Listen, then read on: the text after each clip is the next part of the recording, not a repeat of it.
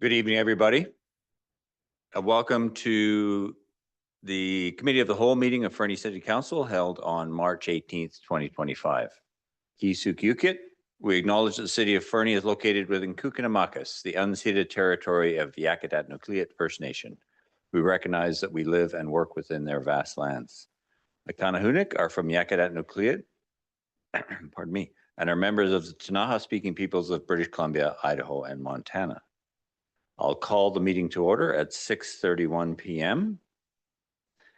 And I'll ask for a mover and a seconder for the following staff recommendation that the agenda of the March 18th, 2025 Committee of the Whole meeting be adopted. Moved by Councillor Shoesmith, seconded by Councillor Hamilton. Any discussion? All those in favor? That is unanimous. Thank you. I'll now ask for a mover and a seconder for the next staff recommendation that the minutes of the Committee of the Whole meeting of December 17th, 2024 be adopted. Moved by Councillor Hamilton, seconded by Councillor Audia Kelly. Are there any discussion on those minutes? Seeing none, all those in favor?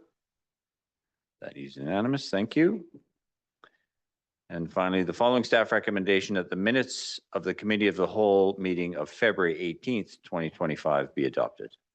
Moved by Councillor McIsaac, seconded by Councillor Hamilton. Any discussion? All those in favor?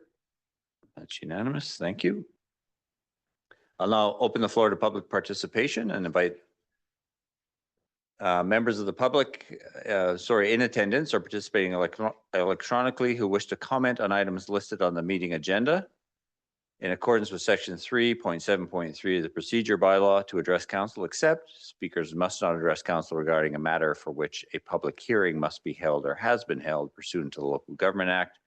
Prior to council's consideration of the matter or adoption of the bylaw, speakers must not address council regarding a permit for which public notice must be given or has been given pursuant to the Local Government Act prior to council's consideration of issuance of the permit, and a speaker may only address council for a maximum of 3 minutes. So welcome, Mr. Thompson. Steve Thompson, 430 Riverside Way. Your Worship and Council, I'd like to speak tonight about the proposed increase in short-term license fees that will be discussed later. Let me start by saying that I'm a supporter of short-term rentals in our city. I'm in favor of the proposed increase in rates, but I feel the staff report from the bylaw department is actually too conservative. The fee should be higher than the staff has recommended, at least for those homes owned by investors and not occupied by permanent residents of the city. In principle, the revenues from the bylaw, the licenses and fines should cover its administration and enforcement. However, my desire is to see higher license fees to discourage investors from bidding up homes and displacing would-be resident homeowners. Moreover, I would encourage the council to direct any excess revenues above the cost of administering and enforcing the bylaw to the city's now depleted affordable housing reserve fund. The reserve fund needs an annual top-up process to enable the city to continue incentivizing the development of affordable housing in our community. With a proper fund, the city can improve properties that it owns to enhance their investment readiness for prospective developers. It can provide incentives for homeowners to create secondary suites or to hoteliers to build more hotel rooms in the city. We especially need more extended stay suites for contractors working on major capital projects in the Valley. I'm not normally someone who advocates for higher fees and taxes. However, this is one of those situations where we need to ensure that there's a balance between accommodation types in our community. The regional district substantially increased its short-term rental fees on January 30th, and we need to strike a balance between the properties in the city and those in Area A. We now risk investors bidding up homes for short-term rentals in the city, not on the ski hill. Higher expenses for these types of properties create a lower ceiling to which investors will bid for homes, and that's a good thing. You've likely heard time and time again that Fernie house prices are already too high for most families. We need to rebalance between hotel rooms, short-term rentals, and long-term rentals in homes. So for the first time in nearly 2 decades, hoteliers are making significant investments in new and expanded properties. This is the type of commercial investment we need to encourage, particularly if we want to encourage the long-term transition into a tourist destination. For housing affordability, I recommend keeping the fees for owner-occupied units significantly lower than for investor-owned units. This difference enables homeowners to generate supplementary income, which can help again with housing affordability. So in summary, we need a balance in our community between longer-term stay hotel properties, short-term rentals, long-term rentals, and owner-occupied homes. And tonight you have the opportunity to tip that balance, and I'll help you take it. Thank you. Thank you, Mr. Thompson. Great time management. Let it run out. Here, what does it sound like?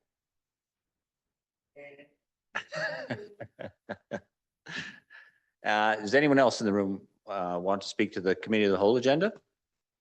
Seeing none, I'll turn to our manager of communication. And anybody online? Okay.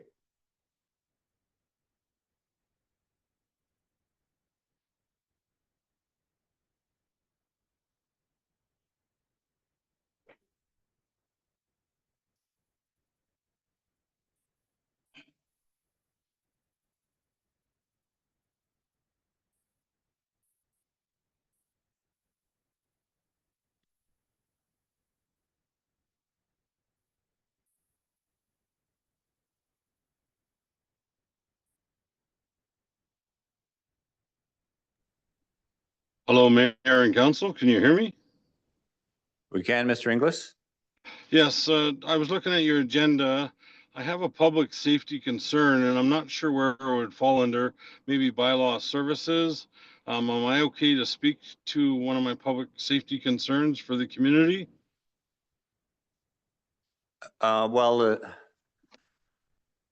We do have a report from bylaw services, but it's very specific. But Yeah, it doesn't yeah, say what it details. I can appreciate that. yeah, no. If it falls under as a matter of community safety, yeah. Do you have video, Mr. Inglis? No, actually, I'm mayor and council. I actually flew to Vancouver, and I'm on my way home, and I just pulled over on the Crescent Salmo to have signal so I can attend the meeting. Okay. I apologize if that's all that's coming through.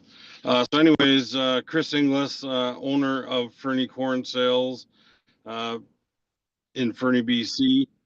I'm calling you to asking you today to speak at the meeting because just even yesterday, but this has happened 2 or 3 times now during the winter in the operational side, and I believe it's a really huge public safety concern, and I'll tell you why. I took some video for CTV News and some pictures yesterday of the main streets and side streets, especially in front of the 2 doctor's office and the eye clinic, when the city of Fernie deliberately plowed all the snow to the side of the street.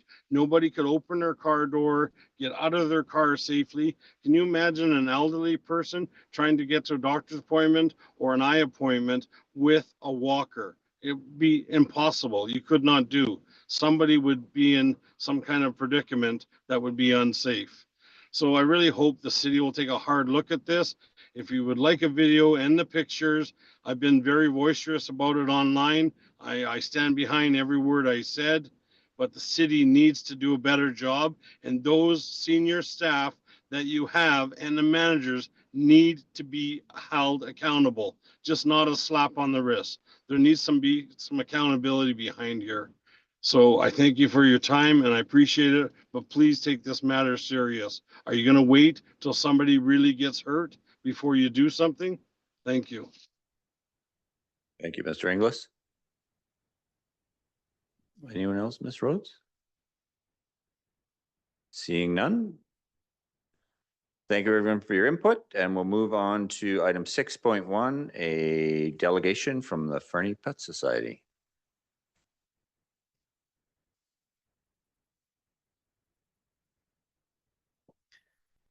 Welcome.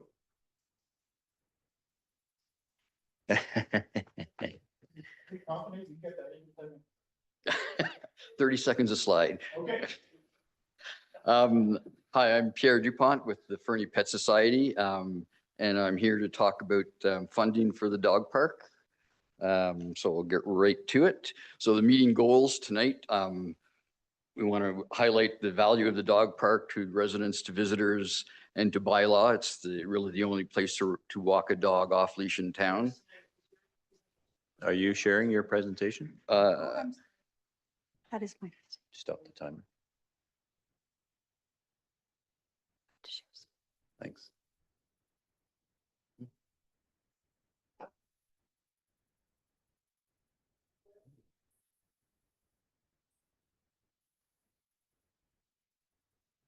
Right, yeah, people were missing all the good pictures. Okay, so second thing we want to talk about is to talk about the revenue shortfalls for dog licensing and for the park operational expenses. We're consistently going over budget in our operating expenses, and we would like to have some stable funding for that. And we're going to present a solution, hopefully, that will address both issues, increase the dog licensing and fund the dog park without increasing property taxes. So the solution is going to be funded by the pet owners. Oh, got to go full screen again.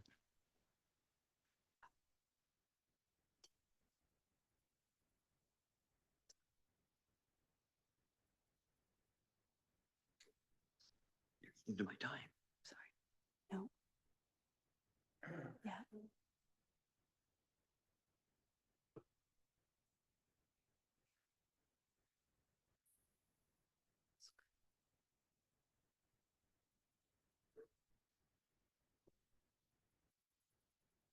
Okay. So what does the Pet Society do? Well, our main job right now is we develop and maintain the off-leash dog park. We also run a spay and neuter program for cats in the Elk Valley. We're a volunteer organization, 100% volunteers. We hire contractors as needed to do the work for us. We have basically built the dog park from the ground up over the last 10 years.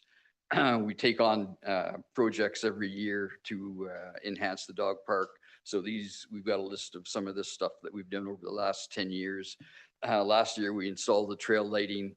The year before, we did the drinking fountain and the water lines that went in. We have wading pools for the dogs. We paved the trails. We installed the waste stations and we maintain those, and we have kiosks, and we did the fencing as well. So all of this was done over the last 10 years. And I think so far we've raised about $360,000 that has been spent on the dog park over that time period, and all of that grants and donations. So why does the dog park matter? Well, it's, as I mentioned before, it's the only off-leash area in the city. It's fenced, and so it's allows dogs to run around and play together. It's open all year round, so we actually plow the trails in the winter. We take care of mowing the lawns in the summer, and it's used by residents, by visitors, and interestingly enough, people just passing through town will stop in Fernie just to use the dog park. So these are not people who are staying here. They just on their way somewhere else, and they pass through town just to use the dog park, or they stop in town to use the dog park. So I don't know if you've ever listened, looked at the Google page for the dog park. There's probably hundreds of reviews of the dog park there, and basically everybody says it's the best dog park they've ever seen. We get tons of 5-star ratings on Google. And as well, it's not only for dogs, it's a place where people get together and have their social, every day people get together and walk together. Let their dogs play while they're drinking their coffee, walking around the park. So what exactly do we do to maintain the park? Well, we have, like I mentioned, volunteers who take care of all of these jobs. Daily, well, probably about 3 times a week, we restock the waste stations, empty the garbage cans. In the summer, we mow the lawn. In spring, generally twice a week is required mowing. Snow clearing is contracted out to mowing snow in town here. We take care of the wading pools, and we clean those periodically. and take care of any other repairs that are required in the dog park. So we spend about, on average, 10 to 12 hours a week on maintenance activities, more in the summer, less in the winter, but average is about 10 to 12 hours a week. So statistics. We actually have 3 infrared trail counters in the park that count the number of people going by. And we have a magnetometer that counts vehicles going through the parking lot in and out. So we get, the dog park sees about 200 to 300 people a day. That's 7,000 a month. And as you can see over this graph, we do about 80,000 a year, and that's doubled in the last 6 years. We started off at about 40,000. We're currently about 80,000 visitors a year. And we supply dog poop bags when we go through about 5,000 a month, 50,000 a year. And of course, we get rid of all of that waste.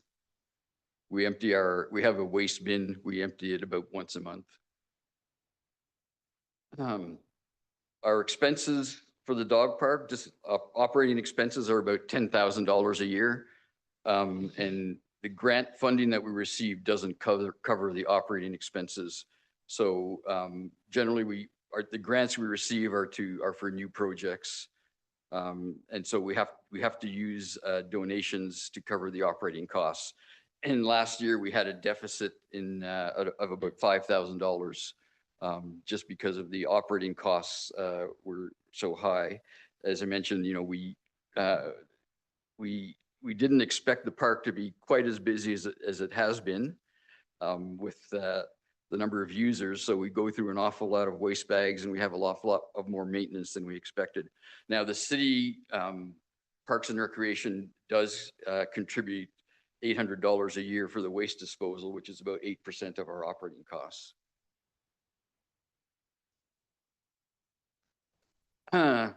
So how many dogs are there in Fernie? Based on demographics, we know that Canadian average is about 40% of the households have a dog, at least one dog. That's a Canadian average. And we also know Canadian average is about 1 dog for every 5 people in Canada. So based on those demographics, we know that there's somewhere between 1,200 and 1,600 dogs in Fernie. The number of dog licenses that are issued is about 220 last year. I think maybe 223, I'm not sure. So basically fewer than 20% of the dogs in Fernie are licensed, or conversely, 80% of the dogs are unlicensed. And we'd like to see that flipped around. I'd like to see, 80% licensed, and, there's always going to be some people who refuse to license their dogs. So, if we can get up to 80%, that would be great. And other cities have managed to do that. Calgary in particular has a very high licensing rate. And they've basically followed the same sort of procedures that we were going to propose. So we did a survey back in November on people's opinions on dog licensing. We had 280 responses. 84% of the people who responded were Fernie residents. 10% were from the regional district. And about 60% of the, 86% of the respondents were dog owners. Well, and then about 2/3 of the respondents said that they didn't think licensing was that important. So why don't they license? Well, basically the main reasons are they see it as an unnecessary tax and they don't see a benefit. There's a lot of other reasons, but those are the 2 main reasons. So what would encourage people to license their dog? If we 1 minute, Mr. Dupont. okay, if we basically the 2/3 of the people said that they would be willing to license their dog if we offered them more incentives. Some people about 2/3 also said that they would be willing to pay more for the $15 license. We compared licenses between Fernie and other cities. Fernie is on the low end of the scale. Cities like Cranbrook and Nelson are more mid-range. So our proposal is to have the licensing outsourced to a company that does it for other cities. The license fees would fund local pet services like the dog park and the animal rescue.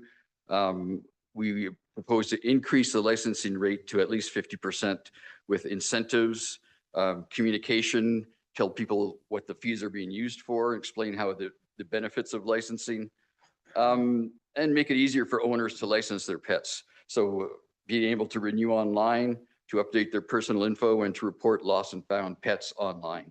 Thank you, Mr. Dupont. I'm going to stop you there because you got to the slide I think that matters. And council, just for everybody's benefit, council has seen the whole presentation. It was submitted in advance, but I know there are some questions. Councillor McIsaac. Thank you, Worship. I'd like to hear more about the Blue Paw Rewards program, please. Well done. I can tell you about it. Yeah, Great. carry on. Okay, so this was something that was started in Calgary actually with the rewards program in Calgary. This was done in the 1990s. Toronto has adopted this same sort of program, and when you license your pet, you get in Toronto they give you a tag that gives you discounts. You present your tag at one of the local participating merchants. They give you a discount depending on. So basically, it's an incentive to people to license their pet, and it will allow them to recoup the cost of the license over the year. So, you get 5%, 10% off your dog food. Doesn't take long to cover the cost of a license. Mm-hmm. Do you mind flipping back to the funding proposal slide, Mr. Dupont? And I wanted to ask about, so you're this DocuPet. So is this a combined Blue Paw and DocuPet are sort of one and the same, or they're compatible programs? The DocuPet provides the Blue Paw tag. Okay. And then the city runs the program. So they recruit merchants that will if you go on the Toronto website, you'll see that you can, as a merchant, you can sign up to the Blue Paw program, and then they advertise on their website that these are the discounts you get if you show your Blue Paw tag when you come to the store. Okay, thank you. But that is a DocuPet. It's you get one of those tags when you buy a DocuPet license. Okay, thank you. And can you speak to, because you've got Cranbrook in there, can you speak to Cranbrook's experience with? Cranbrook has only been a DocuPet partner for about a year now, I think. So I don't know that they have a lot of data in terms of whether it's improved the licensing rate or not. But I also don't think that they offer an incentive program like this either. So basically, for them, it's just a licensing service. But you do get other benefits from the DocuPet. So you have the 24/7 call line. So right. if you find a dog, you can call 24/7, and they will put you in touch with the owner. If you've lost your dog, you can call them, and they will notify local Facebook groups and whatever about the lost dog. So, and their app is you can punch in the information on their app on your phone and get the information for the dog if you like. So it's a nice system, provides a lot of services, and something that bylaw could use to look up licensing in the field. Well, thank you. Other questions from council? I wanted to look around because I feel like I'm monopolizing this a little bit, but when I look at your funding proposal slide, it says supported by the bylaw department. And we've got our bylaw department here. And what does that mean? Well, so we actually met with DocuPets, the bylaw department and myself, had a meeting with DocuPets back in September, I think. Okay. And we went through their whole program. And everybody thought it was great. Let's move forward with it.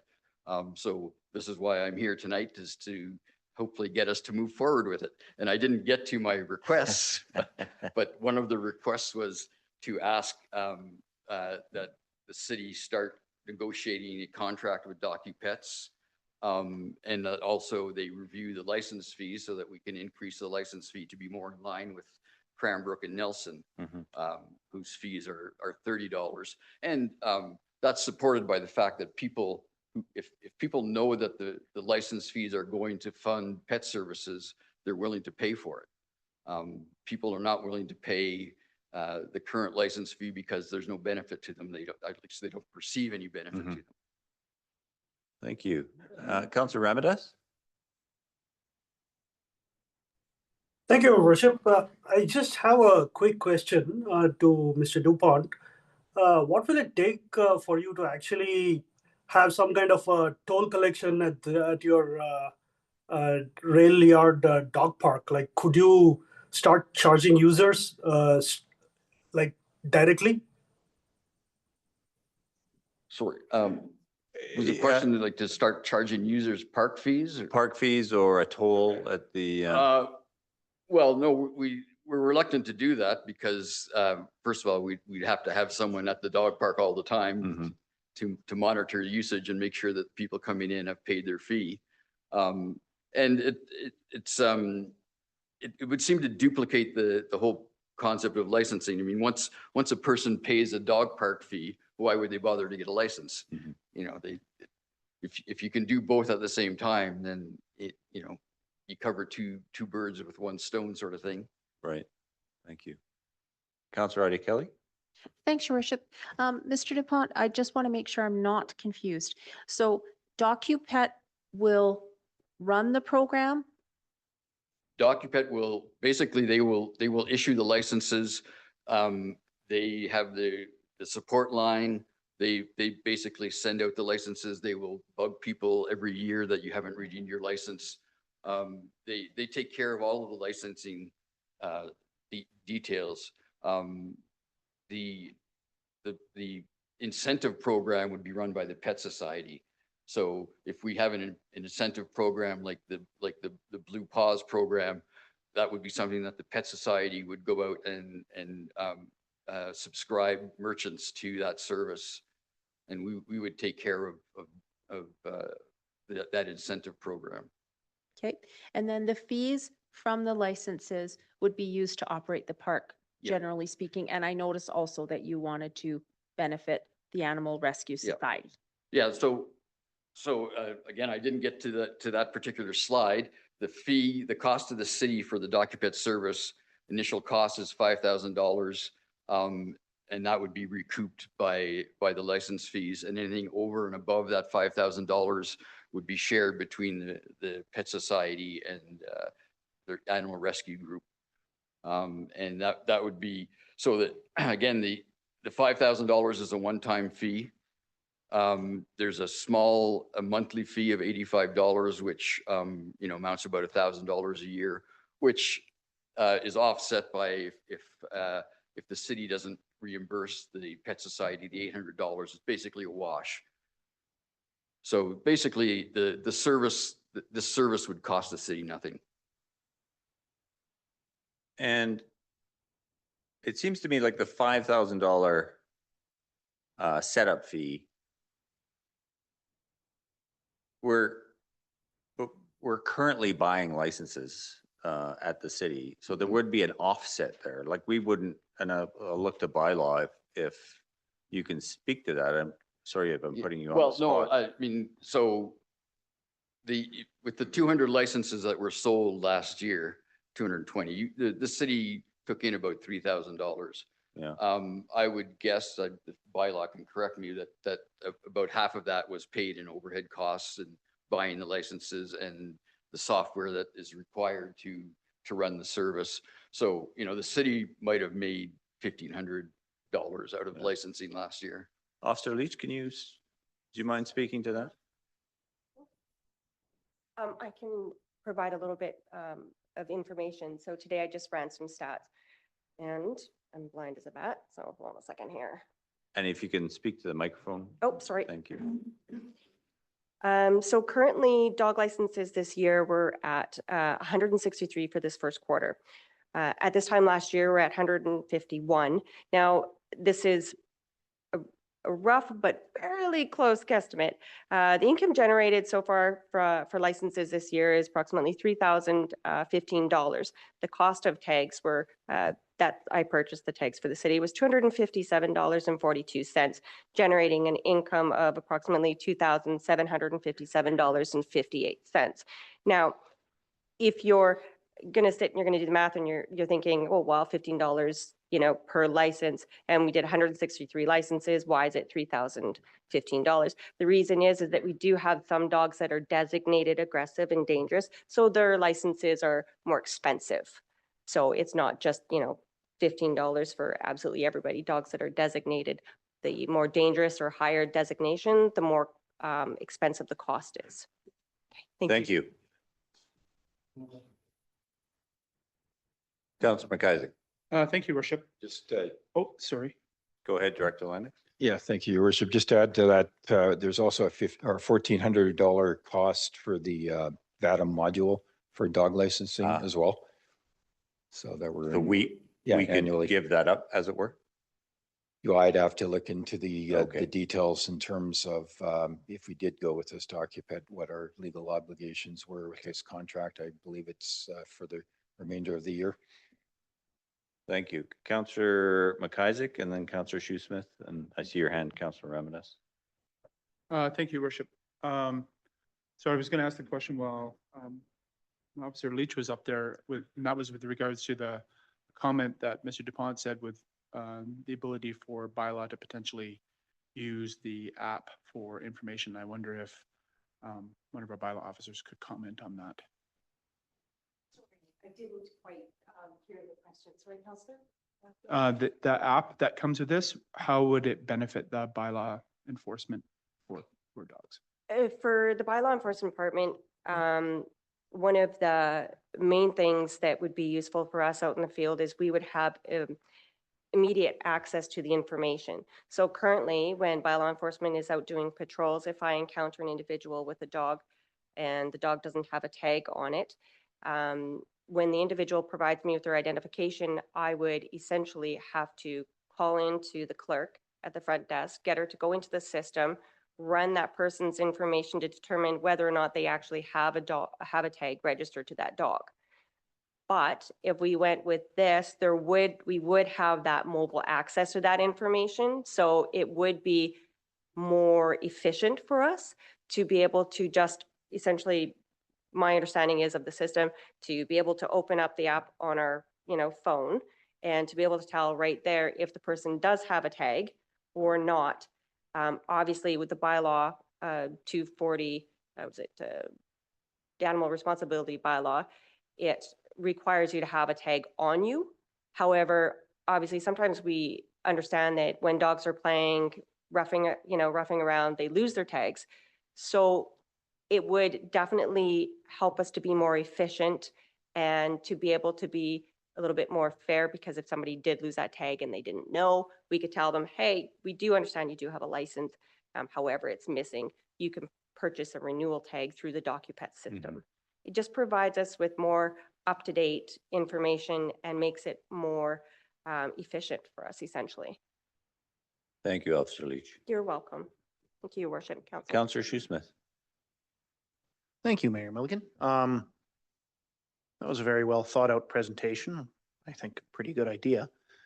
Given that this is just a presentation and we're in committee of the whole, I suspect our next step would be direct staff to come back to us at a regular meeting with something.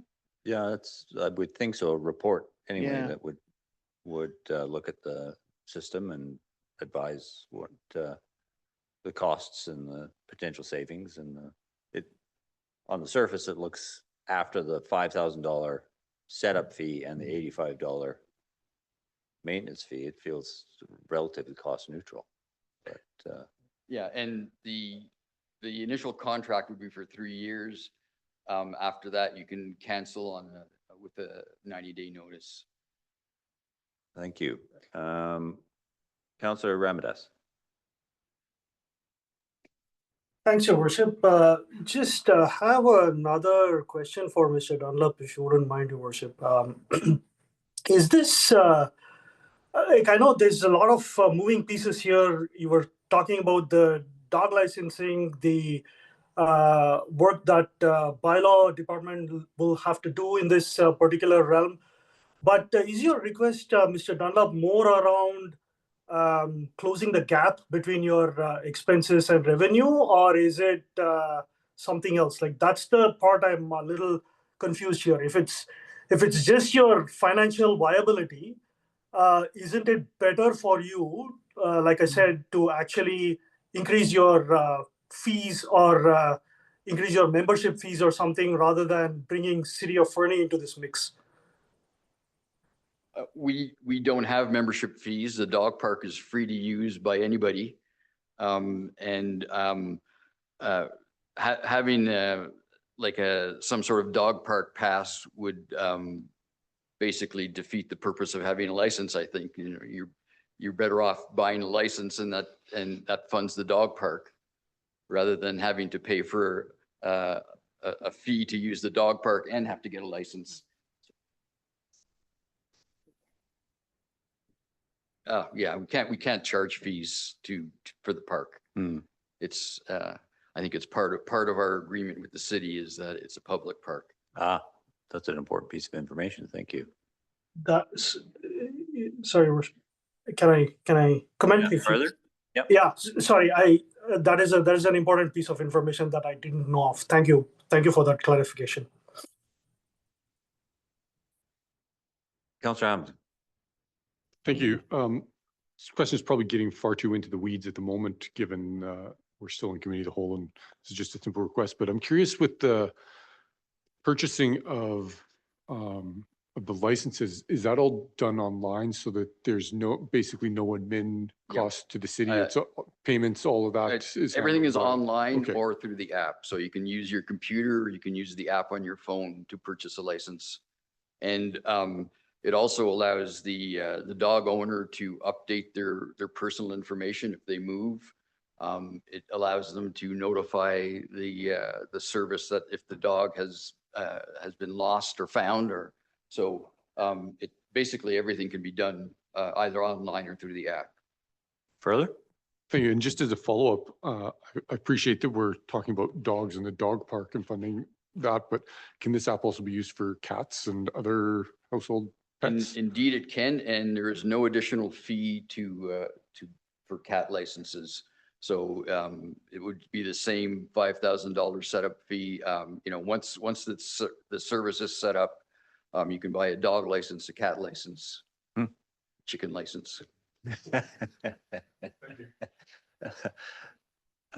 Councillor Nixon and then Councillor McIsaac. Thank you, Worship. Although I am not a dog owner, I see this as a win-win for the city and for the dog park and for the funding of it. So I'm fully in support of it, and thank you for bringing it forward, Mr. DuPont. Thank you, Councillor. Councillor McIsaac. Thank you, Worship. Much the same. This feels like win across the board.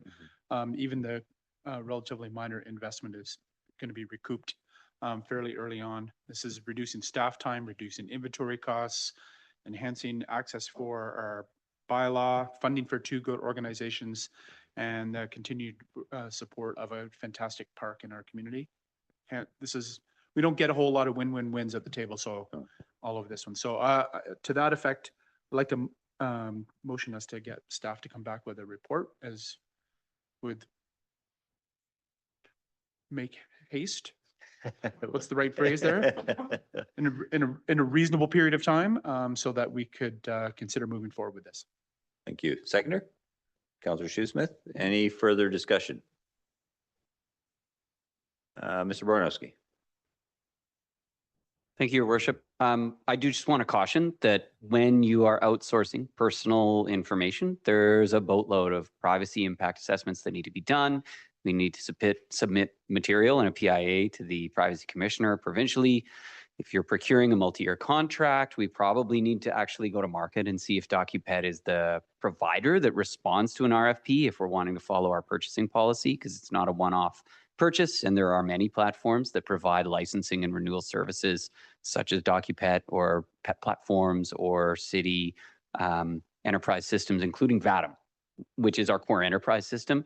And so my one caution to council is we are jumping to a solution before actually having done the detailed analysis of what our needs are as a city, and knowing that this platform provides an opportunity without looking at other platforms and other models. I don't think that we're really doing due diligence to what is fundamentally changing how we govern pet licensing in the city and where those funds go. So I would just caution that from my perspective, looking at this, DocuPet is one of a number of great platforms. I appreciate what the Pet Society does and agree that there's a funding gap. If I might request to council, directing staff to work with the Pet Society who would address the immediate funding gap and then explore platforms and changes and bring back a report allows us to make sure that they're stabilized, work with our Parks, Facilities and Recreation Department, and then when we have capacity to look at our enterprise system and other platforms, figure out what the right bolt-on is. I just always really hesitate to go out and procure new software platforms without actually doing a needs analysis and knowing, does it integrate with our systems? Have we got all the right tools? And a number of cities use it, and other cities, including Calgary, have rolled their own solutions based on their enterprise platforms. But universally, I do agree, pet licensing fees should provide funding for animal rescue and emergency response and pet-related services. I'm not discounting the need and the rationale, just cautioning that I think due diligence is an important step when you're thinking of multi-year commitments and changes to bylaws. Well, I don't disagree, but I don't want this to be an exercise in why this can't work. I want to explore this as to how we can make this work for ourselves and for the Pet Society, whether it's includes finding other providers. But I think there's an opportunity here, and if I sorry, comment, yeah, please. I think that a lot of the analysis that you propose has been done by the City of Toronto, City of Nelson, City of Cranbrook. They have all done that background work. They are all satisfied with the security of the user data. And really, if Toronto is using this, I don't see why Fernie wouldn't. Yeah, and I appreciate that. That's where I was sort of headed, Mr. Dupont, is like, we don't always need a made in Fernie solution. Other people are using, have found solutions that we can easily adopt. Mm-hmm. Let's talk to them. Let's talk about the challenges. I know our bylaw officers have great relationships with surrounding communities. Let's have conversation about, well, what are the pitfalls? What are the challenges that you saw in this? And it strikes me as an opportunity. I wouldn't want to get bogged down in the analysis paralysis for this one. You're just reanalyzing the same things that all of the other cities have already done. Exactly right. Councillor McIsaac. Thank you, Worship. Yeah, I mean, regardless of whether other cities are done, I'm still think it's important for us to do some sort of analysis, but I support what you said, is that we're looking for a solution to get to yes so we can move forward, as opposed to reasons why we shouldn't do it. But I also think that the motion was broad enough that the staff can interpret it to say we're going to bring back some due diligence information surrounding this and not just an answer to this particular question. Well, I would hope so. I would hope all our reports include that level of due diligence in terms of what our exposure is potentially. Any other discussion? Councillor Adi Kelly. I just wanted to also just bring up the immediate funding gap. It seems like, digressing a little here, but it seems that we could easily call Cranbrook and Nelson and just ask them some questions. But I was wondering about our fund that we have for charitable enterprises. And I believe, I'm looking at Councillor Nixon, who can't tell, and Councillor Ramadas, we were thinking of having a second intake for that. Perhaps we could help with some of the current funding gap while we're working on this solution. I'm not sure what our balance was, though. I can't remember. There is also a discretionary grants and aid policy or bylaw that governs intake and consideration. So we'd have to run it as a formal application intake and review, but would, of course, unless they've received grants for multiple years concurrently, council could entertain, as is their, as is their right, any applications. Thanks for flagging that, Councillor. So there is the motion on the floor. Any further discussion? All those in favor? And that's unanimous. Thank you. Almost missed you, gentlemen, online there. Thanks. Okay. Thank you, Mr. Dupont. Appreciate the presentation. Item 7.1, 2024 fourth quarter update from our bylaw enforcement services. Officer Leach.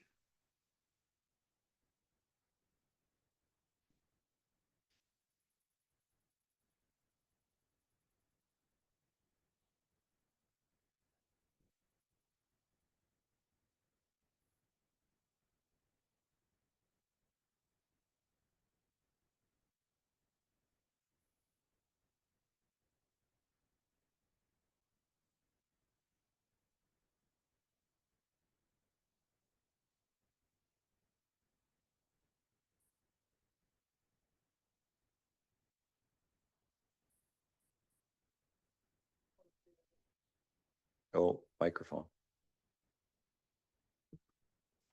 Let's try that again. Thank you, Your Worship and members of council. All right, give me a second here. Okay, so my presentation today is on the fourth quarter report for bylaw services. So bylaw services gives precedence to safety-related concerns first. Essentially, that means that if we get multiple requests for service that come in, we always prioritize public safety first and foremost. So I've created this graph here. General requests for service are addressed in the order that they are received in. Like I said, other than the fact that safety-related concerns are addressed immediately. Short-term rental licenses, we have 236 total year to date. Business licenses, at the time that I did the report, was 1,116 total year to date. So that ends on December 31st. Okay, that's my dog, Sadie. So for pet licenses, we had total licenses for 2024, 239. I'm not sure why those numbers are actually not correct for the new and renewed. I'm not sure what happened with that, but rest assured the total is correct for the 2024. It is 239 licenses. And the graph you see before you are the municipal tickets issued by bylaw services. So I've created this graph. Sorry, it's a little bit hard to read on my screen. So we have streets and traffic. So I've got the first quarter is in blue, second quarter is in red, third quarter is in green, and fourth quarter is in purple, sorry. And then the warning is in the different color of blue. Hopefully you can differentiate between them.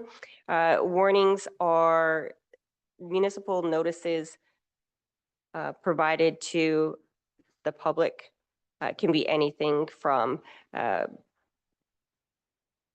streets, traffic, noise, animal related things as well. We just try to keep the amount of warnings we try to keep that data because they do count. Oh, that's really short. So my conclusion is, I was like, wow, it didn't seem that short when I was doing it, but okay. Whoa. Bylaw officers will continue working with the public through education, compliance, compassion, and enforcement. And so since my PowerPoint presentation was so short, provides you with a lovely opportunity to ask me questions, and hopefully I'll be able to address them. Does any members of council or your worship have any questions for bylaw services? Councillor McIsaac, then Councillor Ramadas. Thank you, worship. Would you mind going back one slide, Officer Leach? You betcha. There's so few, I thought we should revisit them. Oh, thank you so times. much for that. Just kidding. I specifically wanted to ask you a question with regards to the noise. Yes. I can recall back in my first term, which was just after stones solidified on the surface of the earth, we actually ended up having to bring in a party house bylaw for noise. I'm not sure if it's still on the books or not, but Was it your party? it was Were not. you having the party? And because there was a constant, it was a ongoing complaint about houses that were being rented out, and there were parties and noise and so on.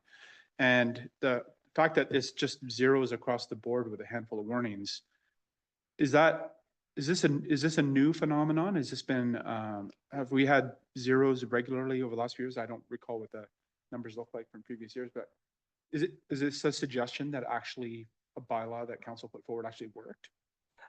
Thank you very much. So I'm going to hang a medal on the wall for that one. Right. Yeah. Thank you very much, your worship, to council. I love that question because I actually have done a new noise bylaw. Our noise bylaw was very outdated.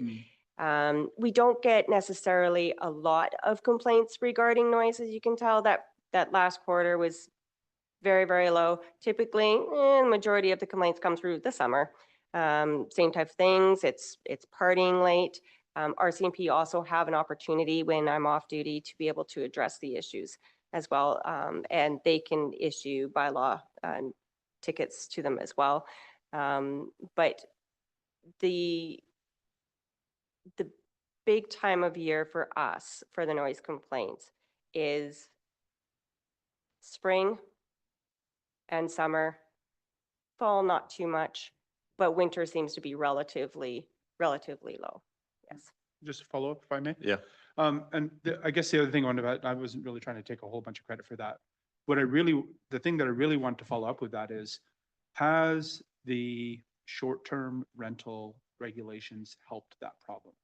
Has short-term rental in owner-occupied houses meant that there are less party rentals out and so on, et cetera, et cetera? Has that made a difference?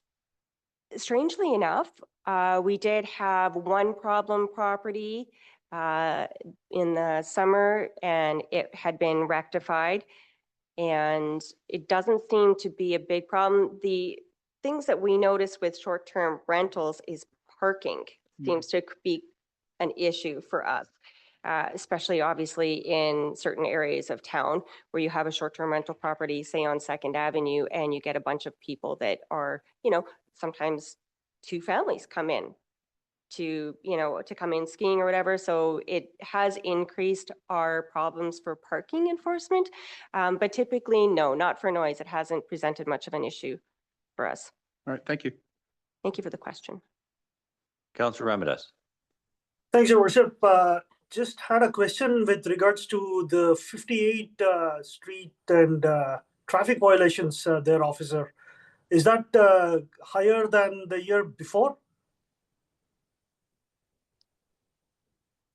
I'm not positive it's higher than the year before. I would have to take a look at last year's report regarding that. So I can't comment on that at this time, but I don't have a problem with providing that information at the next meeting. Thank you. Can I follow up, your worship? Yep. Just wondering if anything has changed, your officer. Is it been business as usual, or have you changed anything differently during winter? I'm sorry, I was having difficulties hearing him. I was wondering if, has it been business as usual, or have you seen a change? I've seen some wonderful changes that I would like to talk about. I and myself and Officer Kramer noticed this year we have received much more compliance regarding parking, winter parking regulations. We towed less vehicles this winter off the streets than we have the previous year. So that was great. I do recall last year it was like 69 vehicles that we had towed through the winter months, whereas this month it was less. So I'm definitely seeing a lot of compliance. People are getting the hang of it and they're understanding the importance that it is to get our crews through and have the roads cleared off efficiently and for public safety. So that is the biggest difference that we've noticed this year is a gain in compliance. So we're actually really happy to report that. Thank you. Councillor Hamilton. Thank you. My question was just a little bit of follow-up on Councillor McIsaac's question with regards to noise, but I think you touched on it in kind of the procedure of when there's a late night noise complaint. Is bylaw receiving that complaint directly, or does it go through to the RCMP? It goes directly to the RCMP. And would there, if I may follow up, would their then response be counted in these numbers? Like, would they provide you with any sort of report or acknowledgement of that? Okay. Yeah, no, unfortunately, we don't get, we could ask for that. I don't see it being an issue, extracting that data from them. I'm sure they'd be more than happy to share it. But typically when it comes to any noise complaints that would be after hours, we have no idea what the RCMP has issued regarding that. That's interesting. Thank you for asking that. Thank you. Other questions for Officer Leach? Oh, sorry, Councillor Nixon. Thank you. Thank you, Your Worship. Just curious a little bit about the property on Koklo, and can you tell us how many hours that we've spent trying to make this property safe for our community, including from our legal team? The exact number of hours, we don't have that information. However, this has been an ongoing project of ours since I came on as a bylaw enforcement officer. I started the remedial action back in 2022, and we did have that hiccup where the property received damage on a structure, which kind of changed the remedial action then to include the dismantling of that that structure. So right now, where we're at with that is, like I said, I don't have the exact amount of hours and time that we've put into it. I can tell you it's been a lot. But we're happily moving forward. We're seeing some light at the end of the tunnel. And right now, I believe I updated in my report, but I have to refresh my memory. We are moving forward right here. So just for members of the public, property is located at 1040 and 1080 Koklau Avenue. We will be petitioning the Supreme Court for an injunction on March 24th, 2025 to allow city employees or any contractors to enter upon the property to remove the debris and demolish the building, bringing the property into compliance and helping to create more of a safer environment for everybody that's there, essentially. So we are moving forward. We're hopefully the property owner will be able to fix it and we won't have to go forward and do the remedial action. However, we are determined to have the property brought into compliance. And yeah, so we are moving forward and we're pretty excited to finally seeing it brought into compliance. And sorry, Officer Leach, thank you for the question. Councillor, because the owner is aware of the direction this is headed. It has been communicated. Absolutely. Yeah. Okay. Yeah. The owner is fully aware that the time is running out. I mean, it has been since 2022, so there's been ample time allowed. And so now we're just coming down to essentially the crunch. Once we receive that, if the property isn't rectified by the owner, once we receive that injunction from the courts, then we'll have to organize on how we want to address it, whether it's city crews or it's a contractor. So that's something that we'll take a look when that comes forward. Thank you. Sorry, Councillor Nixon, I interrupted. Did you have a follow-up? No, that's okay. I'm just happy to see this. Hopefully it'll come to a resolution soon. That's a lot of staff time, and I'm not sure we're ever going to get that money back that our staff is spending on that as well. So anyways, that's kind of, I know that I can see Mr. Boranowski has his hand up as well. So thank you. Thank you, Councillor. Mr. Boranowski? Just Councillor Nixon's correct. Money up until the actual remedial action is money spent. Mhm. Yeah, those are sunk costs. Thank you. Any other questions for Officer Leach? Seeing none, thank you for your report. Thank you very much, Your Worship, members of council. And staying with the theme, bylaw, item 7, short-term rental fees amendment, bylaw enforcement services and planning, a report from our bylaw officer and our director of planning.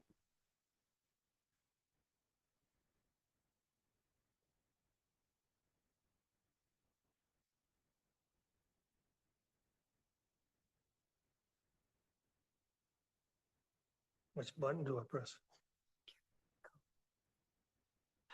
Oh, good. Thank you. Good evening, Your Worship and members of council. The purpose of my presentation tonight is to consider, for council to consider raising the STR business licensing fees to reflect the costs associated with compliance and resources spent to monitor and enforce STR regulations and subsequent investigations of bylaw and undertakes. So a little bit of a background on short-term rentals. It is a somewhat of a contentious and complex issue we've been dealing with. On December 14th, 2020, bylaw 2414-2020 was adopted, which provided new regulations for short-term rentals. That was adopted after there was a survey done and a presentation in 2017 by Patrick Sorfleet. Short-term rentals are not permitted in secondary suites and secondary dwelling units. Just for straightforward information, anything that is detached is prohibited for a short-term rental license. There are 3 basic zones where short-term rentals are allowed. That's Pinnacle Ridge, Silver Rock, and 901 2nd Avenue. Only valid for the principal residence or a condo hotel zoning.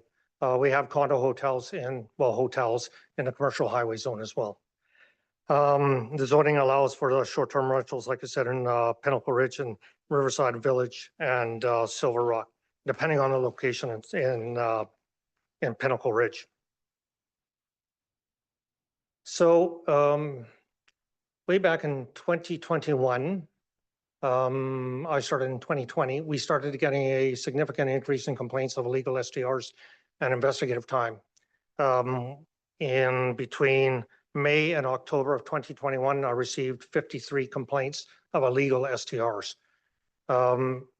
Undertaking those investigations, it became clear that it become quite arduous and time consuming, because if anybody's been on Airbnb, they don't show you the actual location of the Airbnb, they just show you it's in this general location. It was advantageous to have some background in Fernie, being a local resident for a significant period of time. And so we could take the pictures from Airbnb, drive around the neighborhoods, try to locate the actual Airbnb, and then start the investigation from there. So you can well imagine how much time we're spending trying to get these investigations. So we looked at a external contractor that could assist us with those investigations, basically provide us with an investigative tool. And that company was Granisys. So we entered in contract with them for address identification and compliance to assist us with our compliance efforts. Basically what they do is they have algorithms and they mine all the hosting platforms like Airbnb, VRBO, Home Away from Home. They do some Expedia. The local ones on Facebook, they don't do.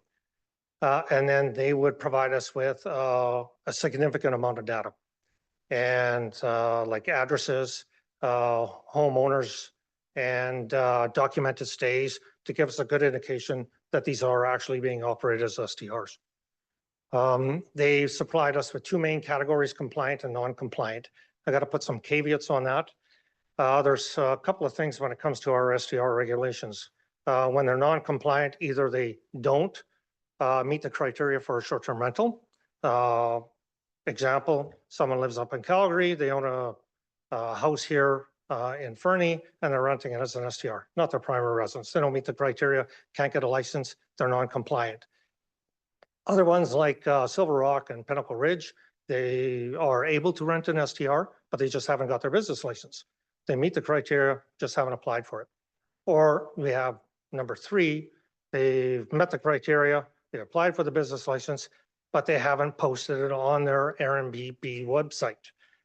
So what has happened is we've had to go into all the Airbnb listings and look through the comments section to see if actually they've posted it. They have since now are changing the platforms where you get a drop-down menu, and that's due mainly to the provincial regulations that have come in effect on May 1st, 2025. I'll talk a little bit about what's happening with those. So part of our duties and responsibilities when it comes to our contract with Granisys is we have to create a couple of data files, 3 to be exact.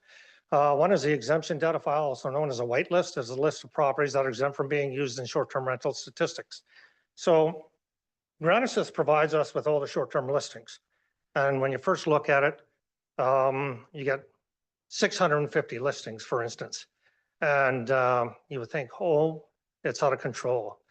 But a lot of our hotels, Best Western, Sanford Inn, and the other hotels actually list their hotel rooms on these platforms. So they don't count for STRs because they are hotels. So we put them in a whitelist. We give Granisys their basically their PID and their folio number, and they take them out of our statistics. The other one is a registration data file, also known as a business license file. It's a list of all the property licensed STRs in the city. So they have a business license number associated to a property address, and then it's got the owner's information, folio number, and PID. And so when they mine the STRs in Fernie, they correlate all that information, and then they provide us with a compliant and non-compliant list. But that takes time. I've had to develop that over the last 4 years, and it is a document that's constantly in work in progress because as properties change hands here in the city of Fernie, those licenses are non-transferable. So they are deleted, and then people have to reapply if they're going to want an STR. So we've had to cross-reference what's happening in our internal database versus our database that I've created. We do an audit monthly, and then Officer Leach and I go through them one by one. The next one is an assessor data file, and that's a list of all the properties in the city of Fernie, parcel numbers and civic addresses. So because properties are changing all the time here in the city, we got to make sure that we supply that information to Granisys so they can properly say that this property is owned by this person. They've got a compliant or non-compliant STR. Fernie has a flat fee of $100 for an STR business license, regardless if it's primary residence or condo hotel. So basically, due to cost, compliance enforcement, processing, which is the review process for the business licenses for STRs.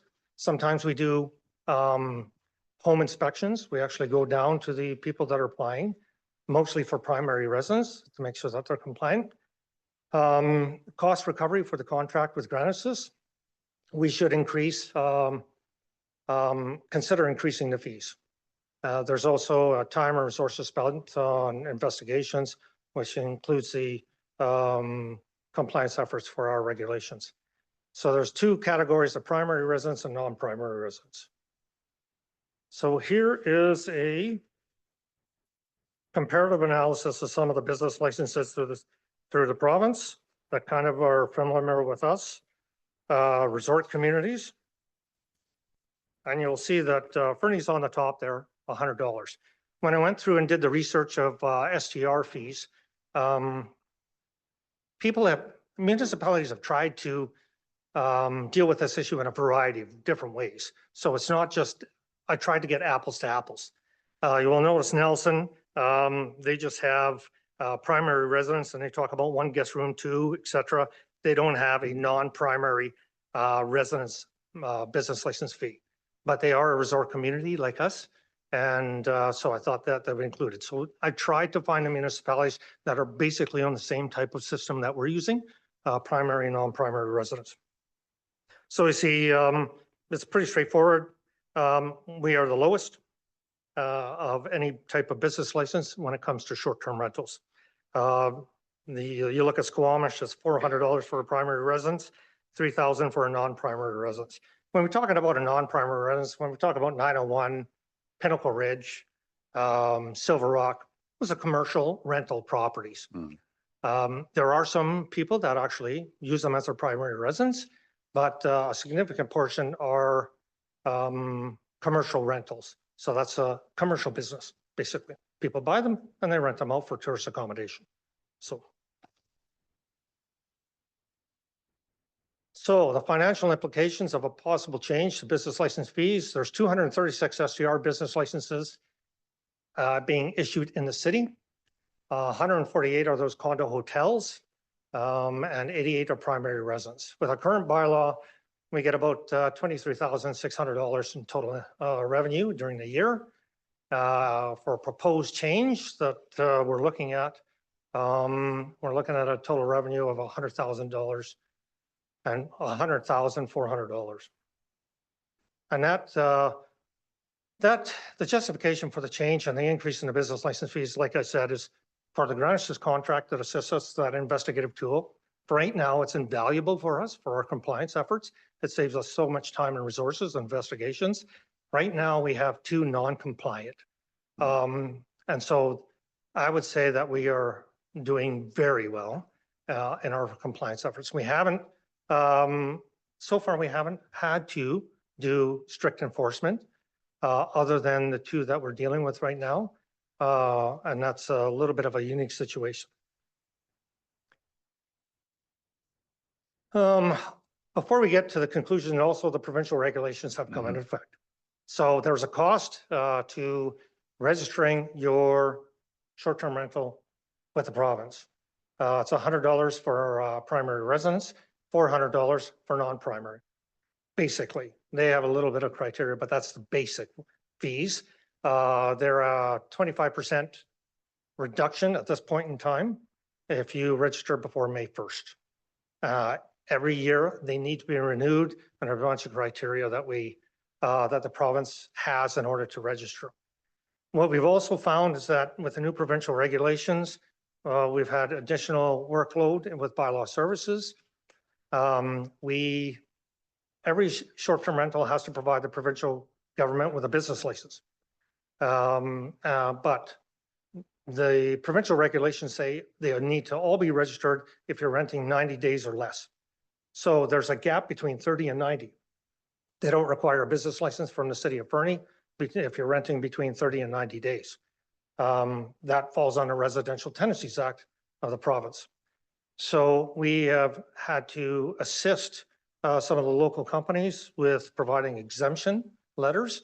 So we have to find these properties. They give us a list. We find the properties, make sure that they are not doing the short-term rental. And then I write a letter on behalf that they submit to the provincial government saying that they are exempt from our business licensing bylaw because they don't meet the criteria because they're over 30 days. And then we also provide them with a PDF file of all their business licenses, which we have to send to them so they can upload that to the province. So a little bit of additional workload, but we figured that out. It's been a little bit of a scramble. So in conclusion, the City of Fernie STR business license fees does not reflect the costs associated with the time and resources that we spend ensuring compliance with the short-term rental regulations and subsequent investigations. No 2 investigations are the same. Some are a lot more complex and gathering the evidence, the fact that this is a short-term rental. Um, They get interesting. Hmm. We have laid fines. Short-term rentals can have a very detrimental effect on the integrity of the neighborhood and the community. And so we take them very seriously when they come in. We've laid fines on waste, noise, and we hold the homeowners, the licensee, as responsible for the infractions of the renters. As a side note, Silver Rock, and we've had one complaint in Silver Rock in 5 years, and Pinnacle Ridge, we've had none. They do a fantastic job of monitoring and enforcing their strata rules. And I haven't had one complaint at 901. An increase in the business license fee would offset the cost for the ground assist contract, processing applications, the time and resources spent for staff to investigate, and enforces STR regulations, prepare the assessor exemption and registration files, do all the audits, do the processing of all the business licensees and home inspections associated with the ground assist STR platform. So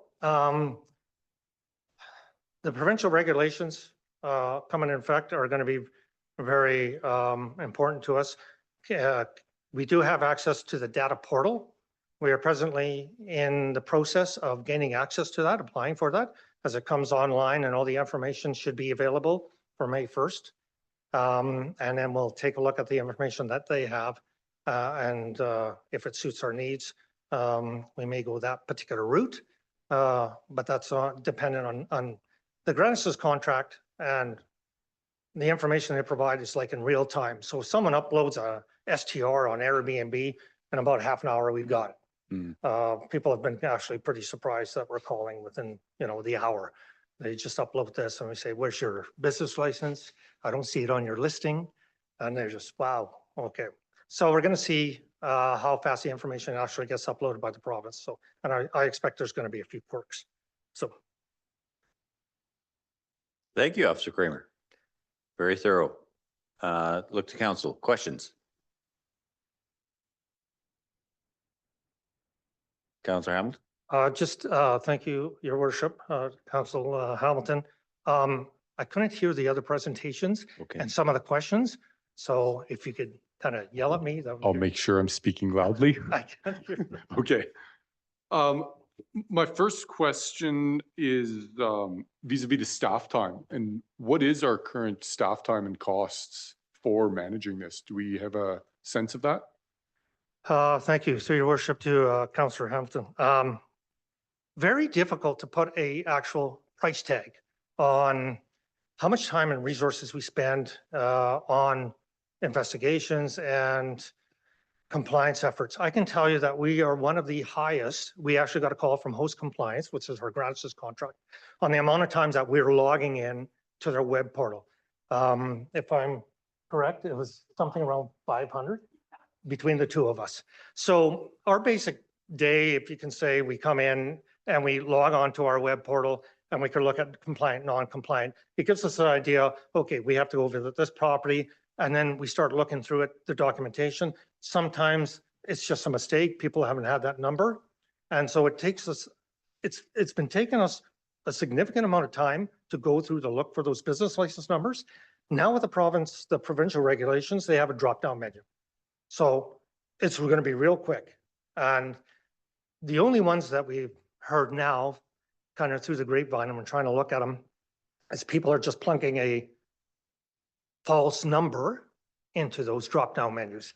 With my database that we have, we can check those real quick, and we can go see and spend compliance. It's all over the map. One investigation for an STR, we've had people that have bought these condos. They use them at their primary residence. They can't enjoy them because there's an STR next door that's illegal, and every weekend there's these people partying in a hot tub. So we have to gather information. We got to find the owners, right? Most of the time, we haven't had too many issues with people voluntarily complying with our regulations. Every once in a while, if we get a defiant one, then those investigations are going to take some time because that enforcement procedure really bumps it up. Yeah. Other questions from council?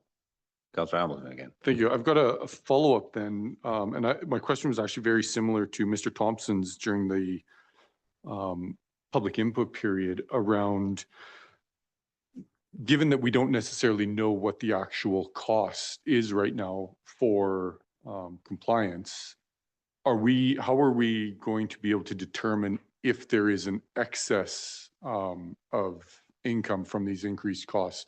And if there is, how that gets allocated? So maybe this is a question to Mr. Burdett. Mr. Burdett?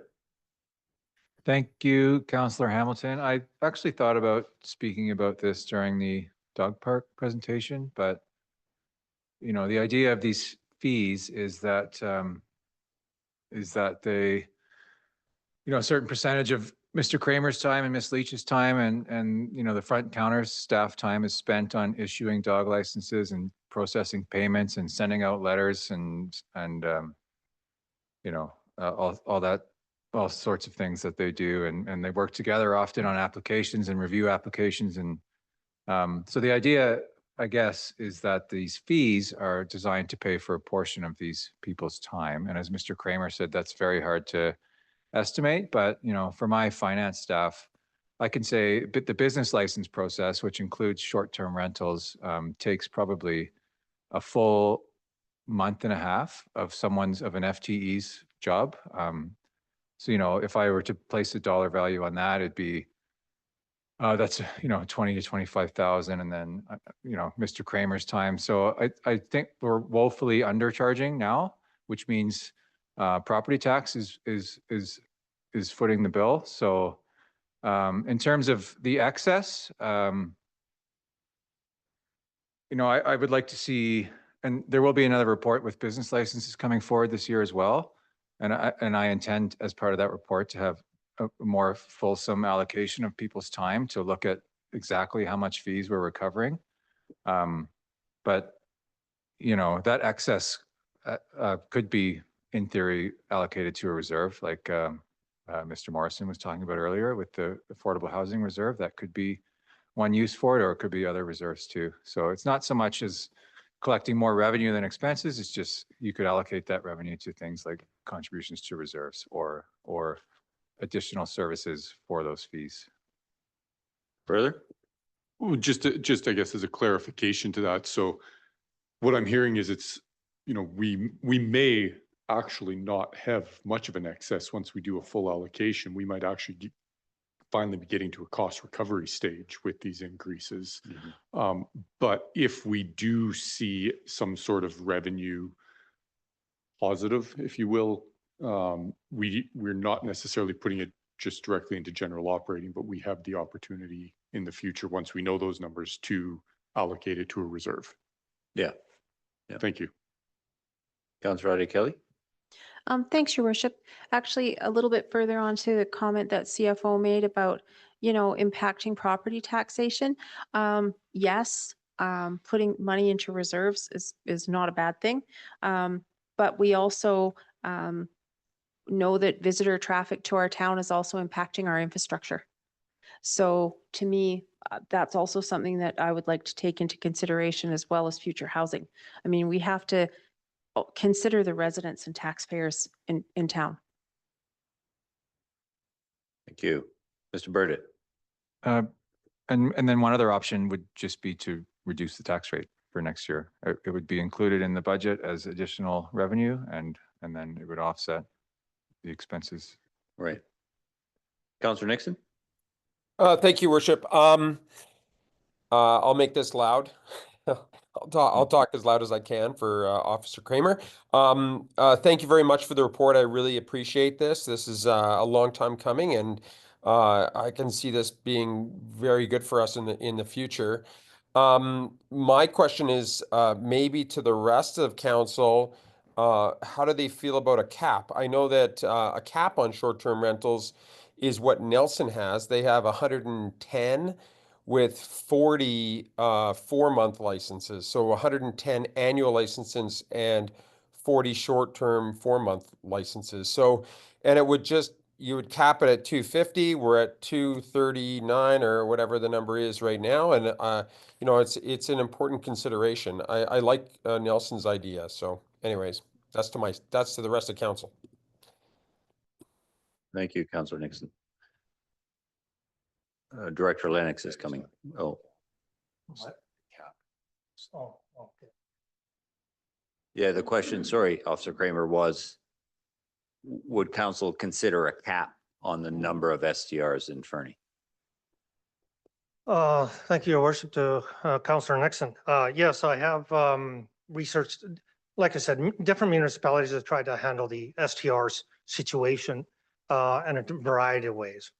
And like I had alluded to before, STRs can have a very negative impact on the integrity of the community and neighborhoods. I think we recognize that. We've done pretty good so far. Can we do better? Is there an opportunity of a different system? I have researched Nelson's CAP system. I have actually spoken to their bylaw services, and it's unique and it has its advantages. I have written a staff report in relation to that particular issue. It is going through the review process right now, asking for feedback from the various departments so we can get all the information required to bring it before council so they can make an informed decision.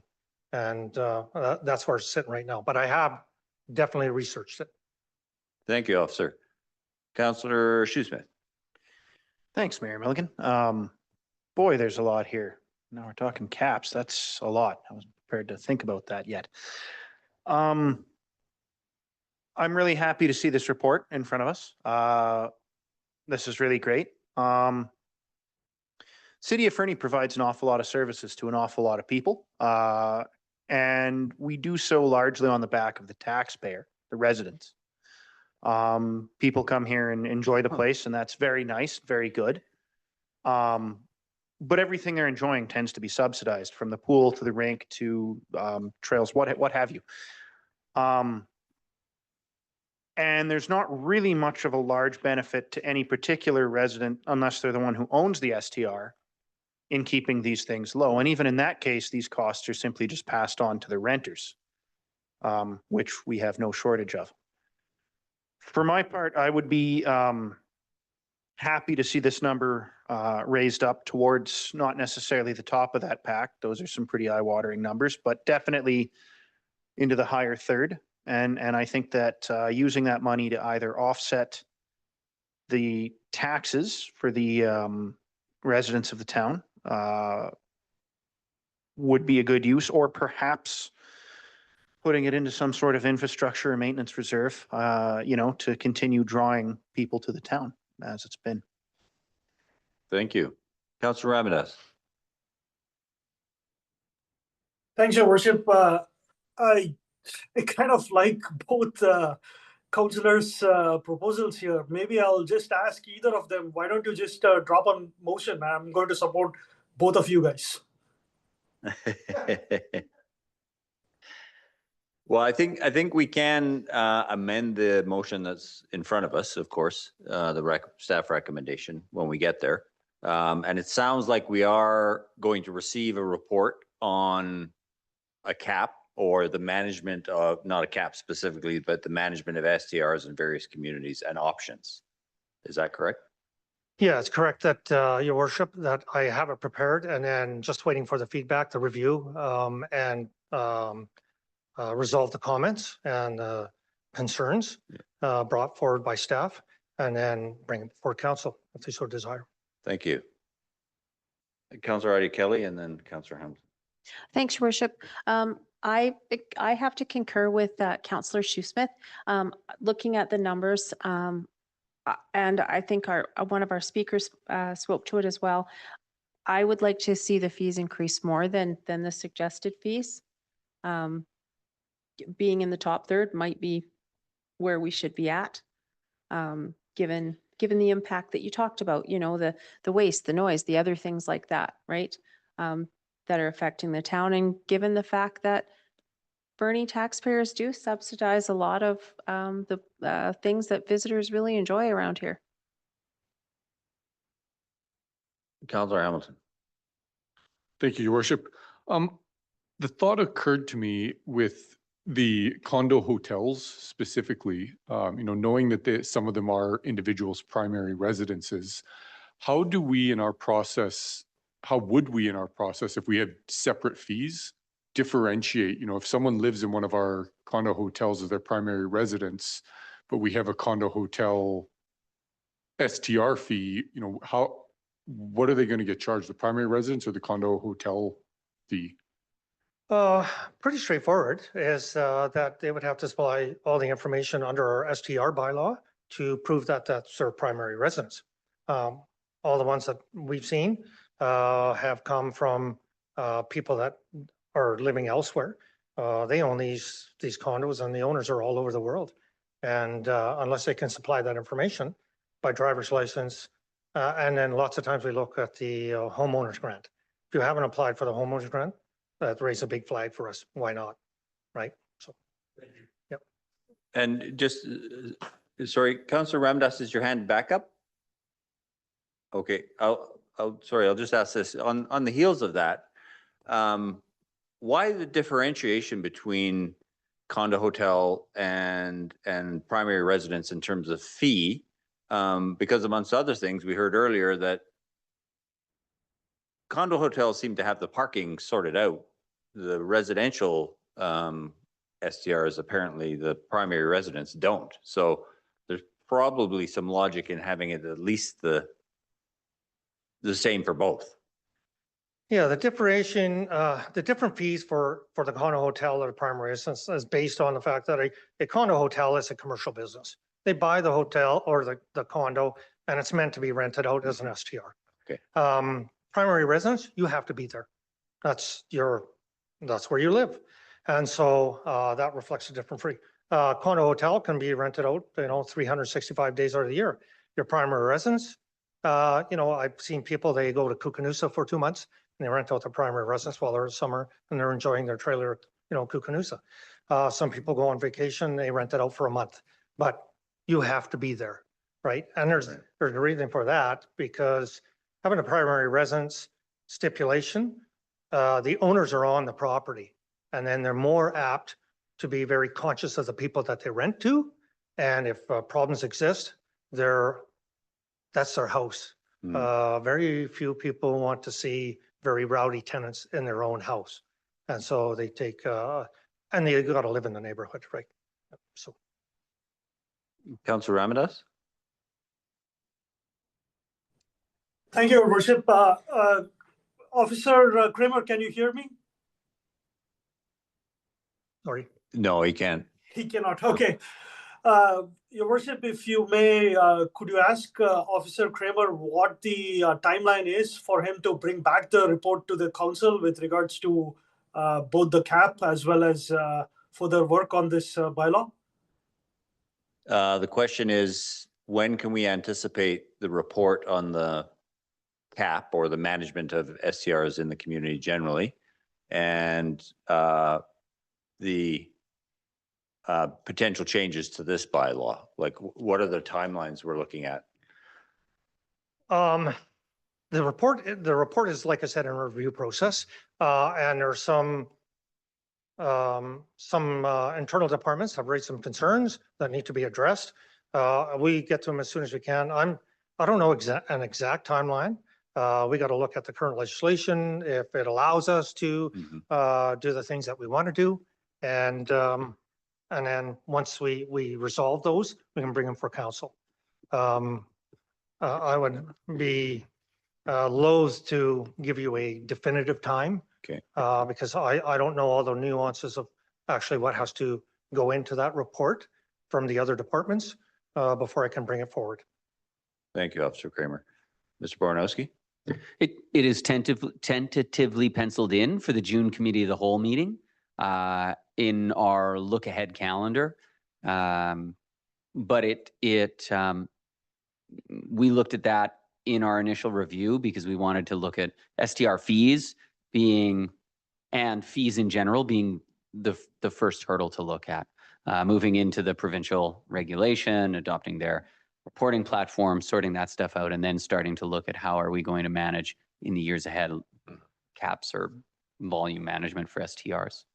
Thank you. Councillor Shoesmith. Thank you, Mayor Milligan.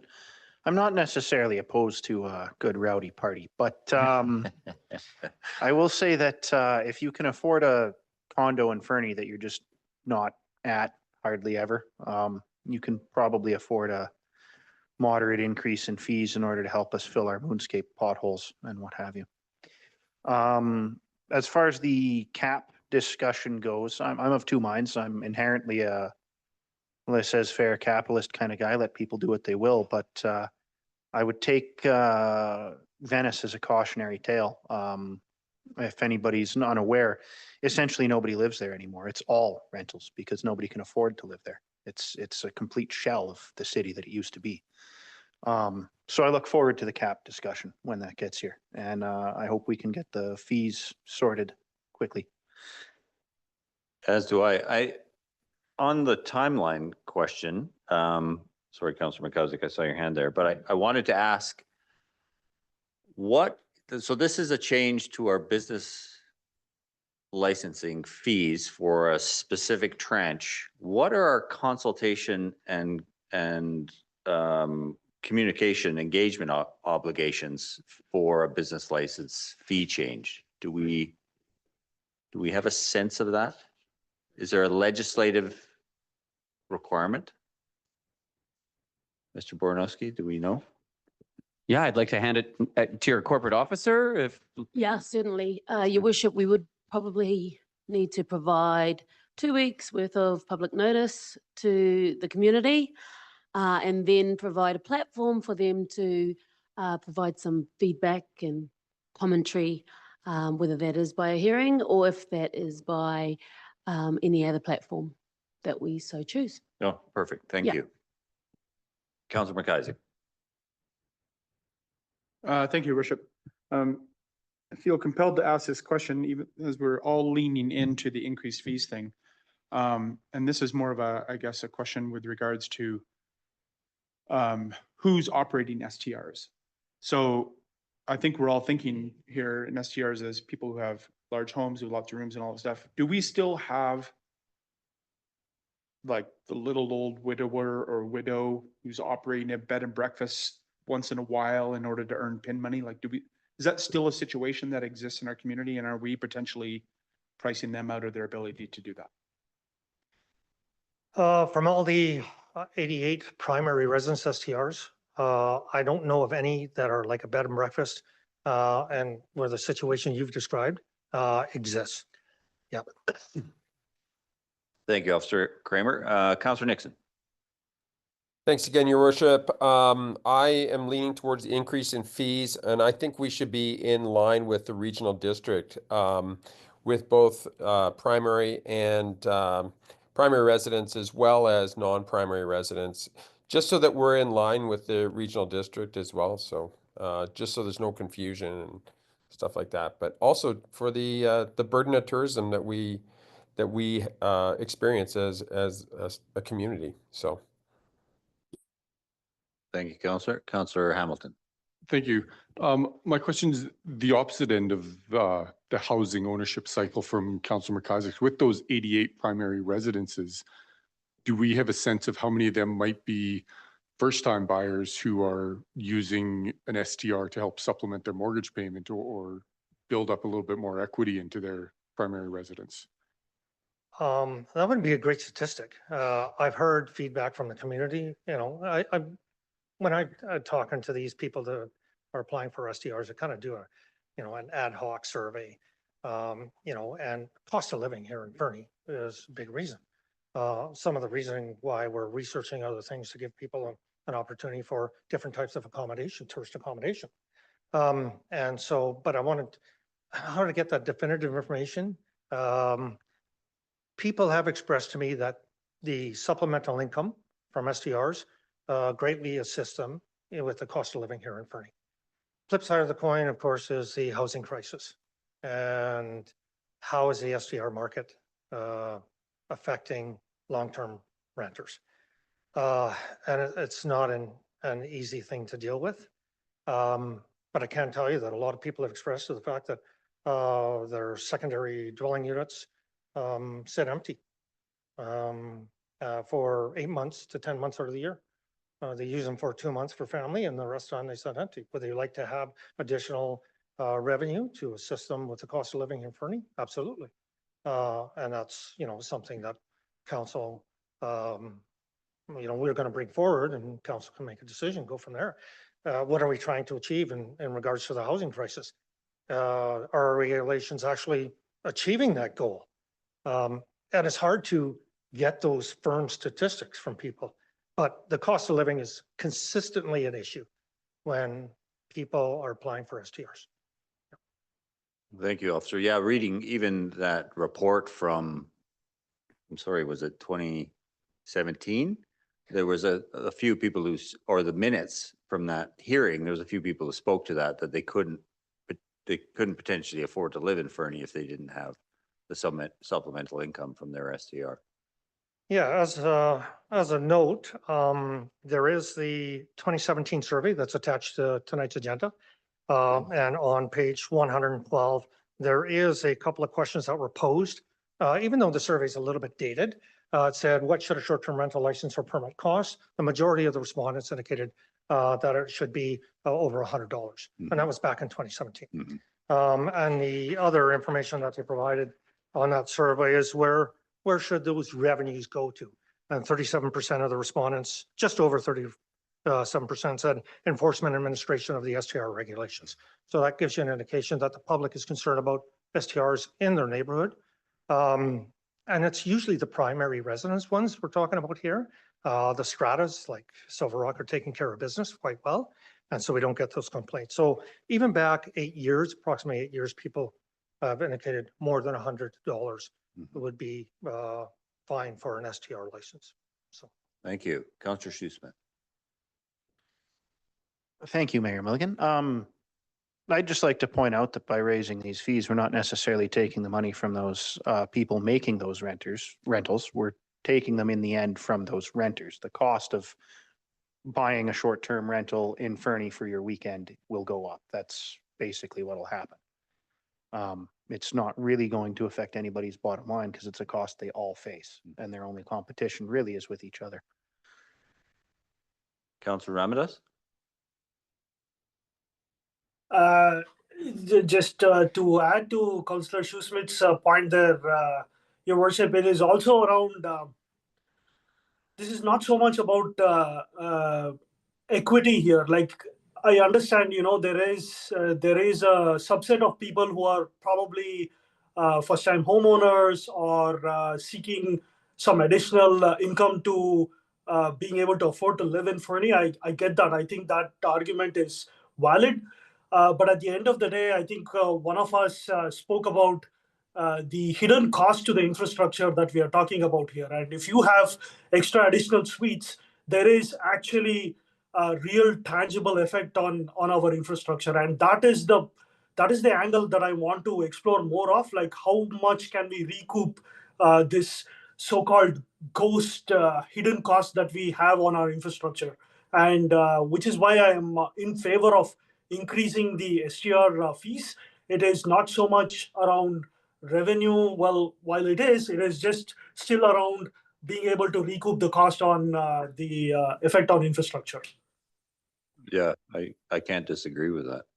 I like actually Councillor Nixon's thinking about harmonizing it cost-wise with the regional district, because we see a lot of STRs at the ski hill, of course, and in the surrounding community. So it feels like that would be a clear outcome here.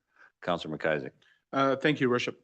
I was going to make the exact same comment, and to the point that I would actually move the direction requested, but with 500 and 500 in the slots, sir, rather than the 500 and 300. Would you mind reading the recommendation with that? Certainly, Your Worship.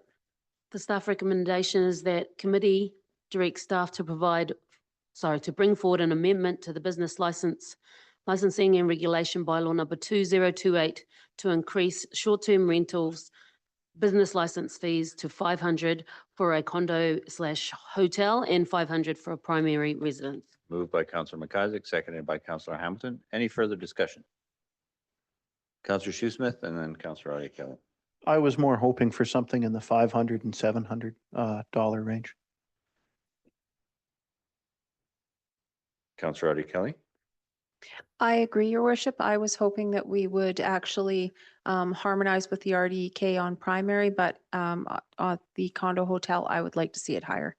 I think that there's, we have to look at those hidden costs, and also, and this isn't something for us to worry about, but expenses can be recouped through income tax exemptions, through increasing the cost of the stay, et cetera. So I think for us, what we need to worry about is the taxpayers and the city, not worrying about how people will manage the increase in fees. Councillor Hamilton. Thank you. One other question that I hadn't asked that I had written down, but now it seems a pertinent time to ask is how do we currently, what is the business license for a hotel for any of our major hotels in town? $100. Thank you. Mr. Boranowski. Thank you, Your Worship and Council. It should be noted, it's in the report, but not really highlighted in detail, although it is captured. There is when you look at harmonizing with the regional district, there is a application fee to register your STR of $1,500 or a $3,000 non-delegated application fee. And so I'm not sure if that's what Councillor Nixon had in mind when he was talking about harmonizing with the regional district. There's the annual license fee, but there's also just the application, which is a non-refundable fee required to apply for your STR license. And sorry, we don't have a fee, do we, to apply for an SCR license? No, the business license fee is actually, depending on the circumstances, refundable. Mm. Oh. I'm just giving one.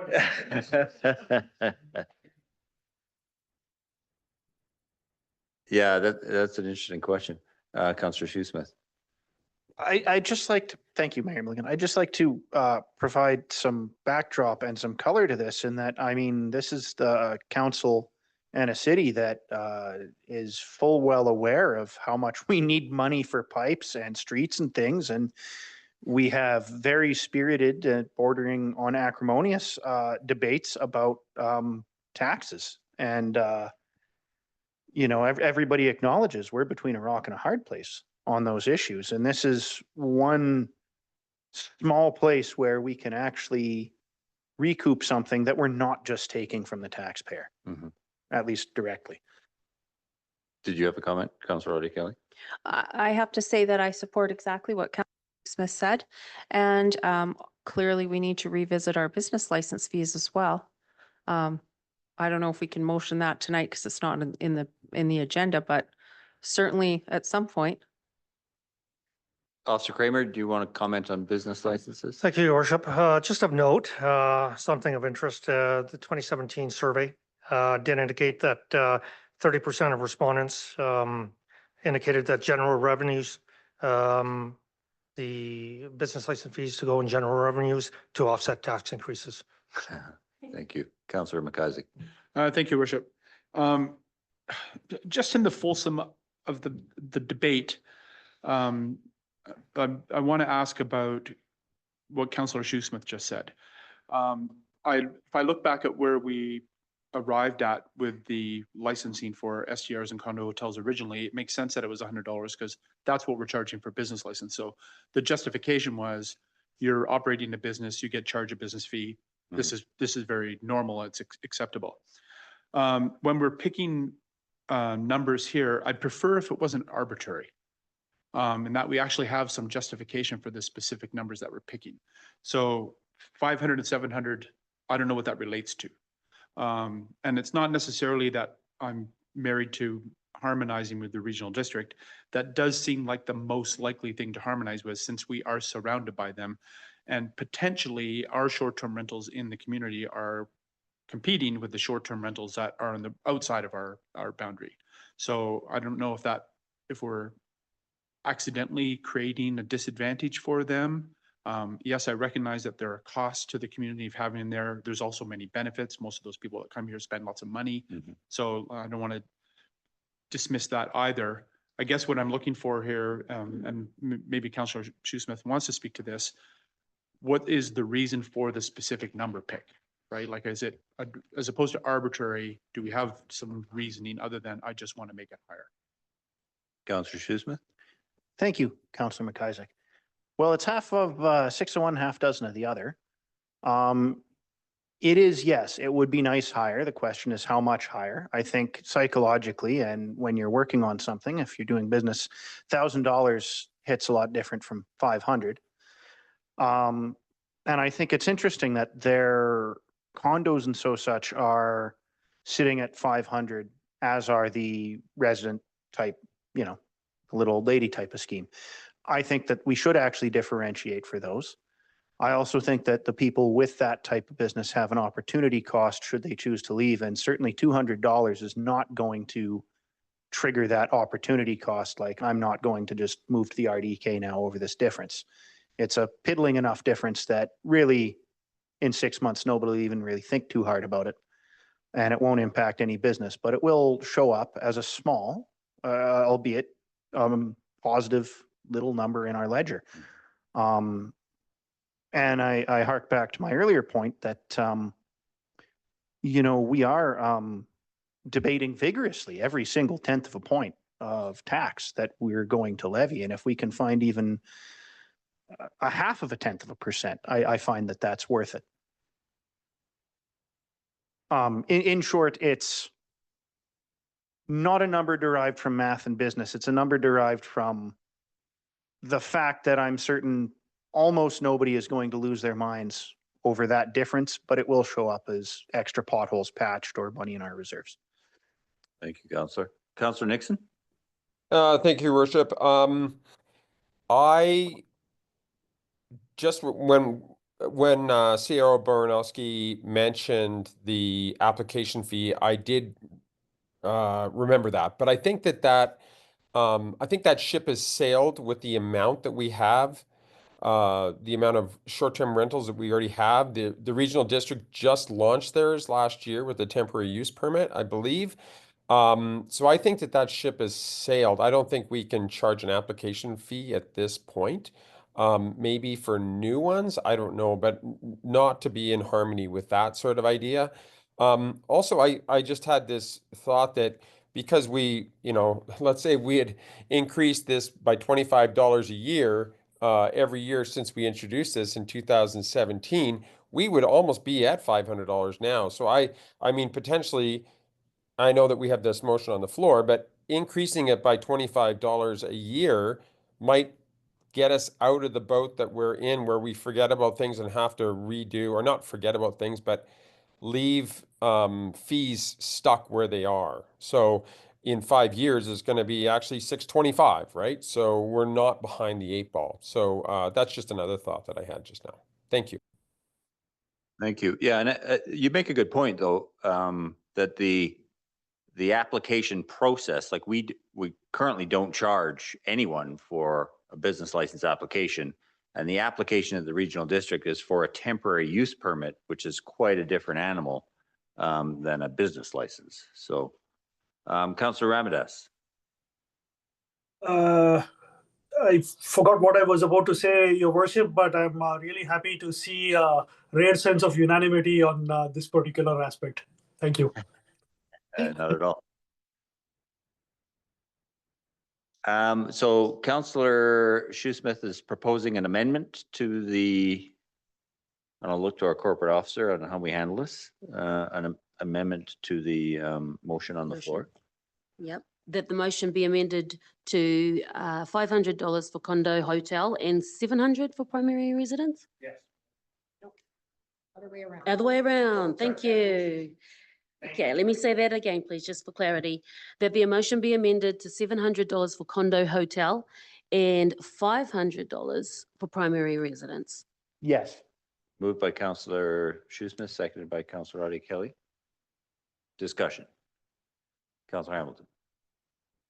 Thank you. Before we vote on this, and don't get me wrong, I'm not against having a different fee or doing everything we can to increase our revenues as a municipality for business license. But to my earlier question about what our current rate is for hotel businesses and other businesses, I'm not sure what the right language is, but are we putting ourselves in some sort of other predicament by setting rates for STRs that aren't going to have a logical relation to the other business rates that we're charging?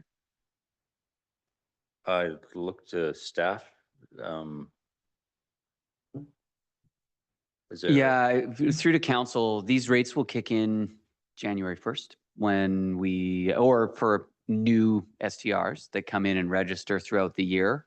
By that time, and it is in the finance department's work plan and bylaws to bring back business licensing fees overall. Okay. So by that time, there'll be an exercise in terms of your overall business license fees.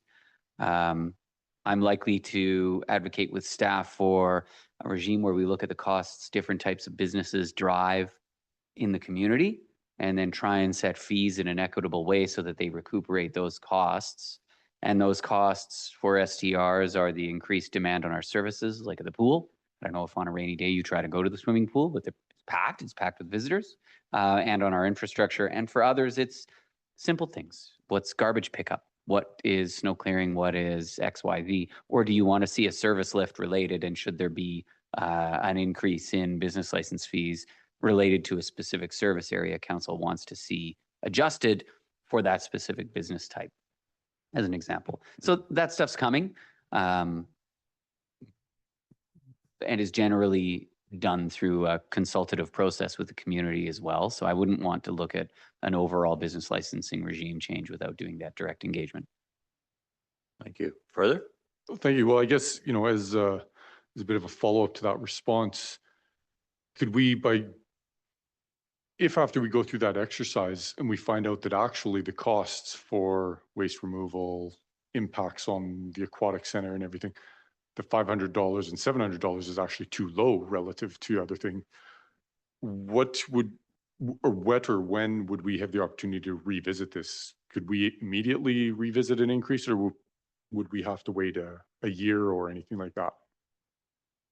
I don't think so. Staff are proposing this because it was of interest to council early on, and it's a contained piece that we know is significantly out of whack. You could reconsider it again when we did the overall business licensing fees bylaw, or business licensing and regulation bylaw later this year. Or again, should you want to preempt some other regular work program and insert this in at another time? Councilor McIsaac. Thank you, Worship. I'm going to go in a very different direction here. I'm not going to fight the arbitrary number fight. If we're going to pick arbitrary, that's fine. What I do want to ask, though, and I apologize if anybody this blows your hair back, I would like to ask the our bylaw officers if there would be an advantage in providing a potential incentive for long-term compliance. So, for example, would we look at something? Is it worth considering something like, you've been a good STR operator in the community for 5 years and now you pay $200 less, or something to that effect? Is there like a carrot incentive that gets people to come forward, do the registration, not try to cheat the system, those types of things? Is there perhaps the number of non-compliant cheaters, if I can use that word, perhaps it's low enough that this wouldn't really provide any particular benefit? But if we think it's really significant, is there some value in potentially offering a small carrot as well as the stick? Did you get all that, Officer Kramer? I think looking for incentives for long-term renters. Is that? No, it was more looking for incentive, the value of an incentive to a long-term operator who was a good operator, say over 5 years, would then receive a discount for renewing the license. But I look at the performance of STRs, and it doesn't feel like there isn't a significant issue in the community with operation of STRs. No. So I can tell you that the difference between obviously a short-term rental and long-term rental has to do Residential Tenancies Act. Yeah. Some of the people have expressed nightmares and delinquent tenants. So they've had some really bad experiences and significant costs associated with it's a huge court process that I've seen it, right? I apologize, Officer Kramer. It's more the circumstance where somebody's had an STR for 5 years. Yep. And they've been a good operator for 5 years. Is there any value in an incentive program to keep them being good operators by reducing their fee after 5 years? But it doesn't, based on the earlier report, it doesn't feel like there's a lot of issue with our STRs anyway. No, I don't think, we don't have a significant issue with bad operators. So far, they've basically been very good operators. We've had basically 2. We had one that was very significant, and we managed, that one was fixed up real quick. And so if council decides they want to have incentives for STR, but I don't think it's really required. Yeah. Thank you. That answers the question. Councillor Artie Kelly. Thanks, Your Worship. Couple of things, if you don't mind. I want to push back on the idea that we're being arbitrary. Officer Kramer provided us with a good matrix with different fees on it. So example, Squamish charges $3,000 to non-primary residences. Kelowna charges $750. Nelson doesn't differentiate, but they go by the number of rooms. So I don't think we're just being arbitrary and picking like out of a hat. I think officers done a good work here and given us quite a good matrix to follow. So I have to push back to that, sorry. And I also would like to reach back to something Councillor Nixon said, because I think it was very valuable comment.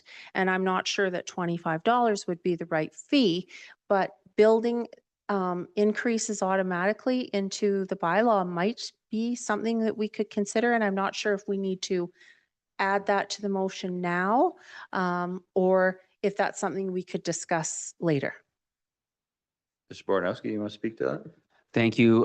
To Councillor Audia Kelly's comment, the $3,000 is accurate, but it is a placeholder while Squamish wrestles with how to deal with them not allowing secondary dwelling units or coach houses or anything to be regulated within their STR program and to be similar to the RD's TUP or temporary use permit program. And so it's not 100% accurate translating across, but my perspective is, and so at the risk of rambling, if someone asks for how our rates were set, that has to be defensible and we have to provide them. There's a charter requirement to provide them with a report on how the rates were set.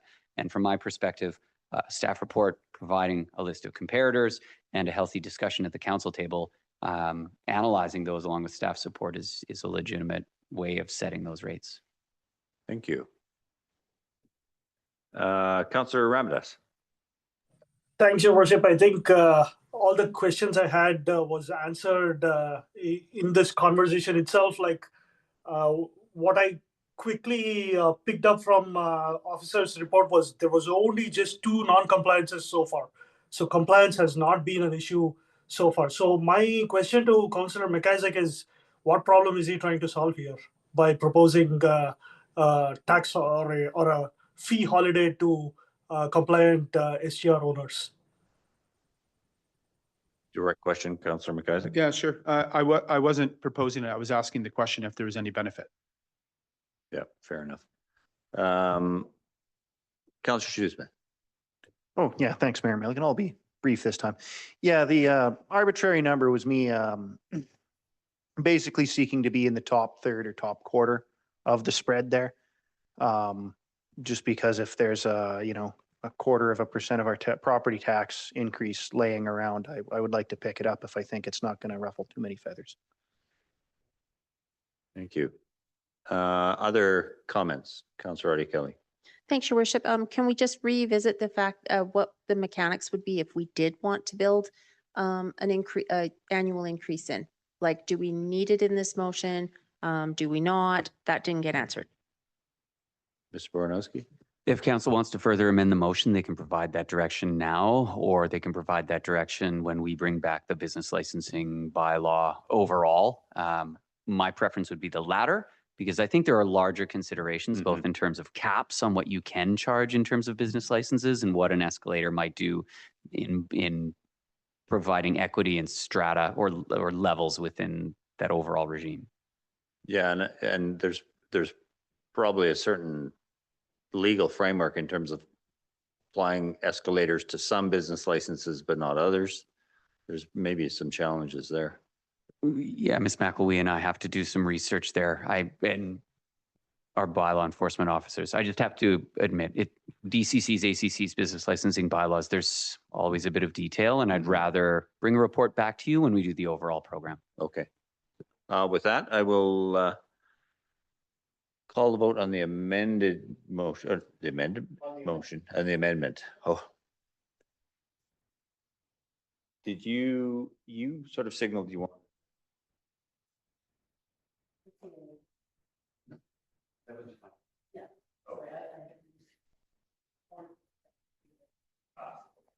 Okay.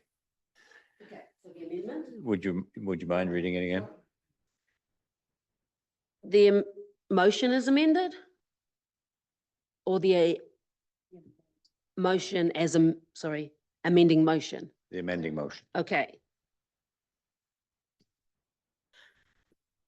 The amending motion is that the motion be amended to 700 for condo, hotel, and 500 for primary residence. Thank you. All those in favor? That is unanimous. Yeah. And then the motion as amended will be that committee directs staff to bring forward an amendment to the business licensing and regulation bylaw number 2028 to increase annual short-term rental business license fees to 700 for a condo hotel and 500 for a primary residence. All those in favor? That is unanimous. Thank you. And thank you for that robust discussion. That was good. With that, we will now adjourn the committee of the whole meeting at 8:37 p.m. and we will take a 10-minute recess before we convene the special meeting.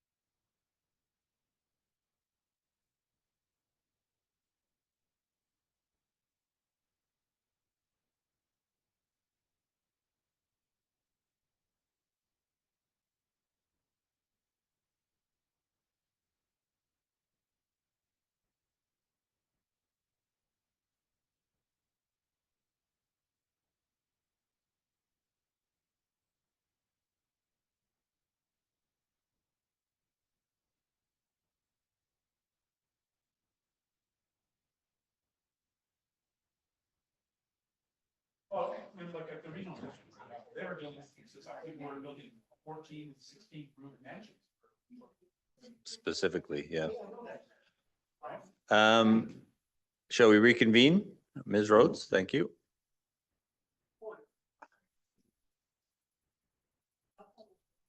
Good evening, once again, folks, to the special meeting of council held on March 18th, 2025.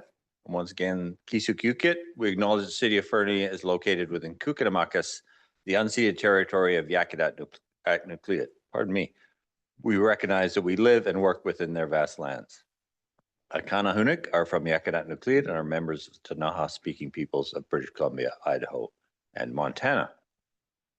We'll call a special meeting to order at 8:48 p.m. And I've been asked that we adjust, amend the agenda somewhat.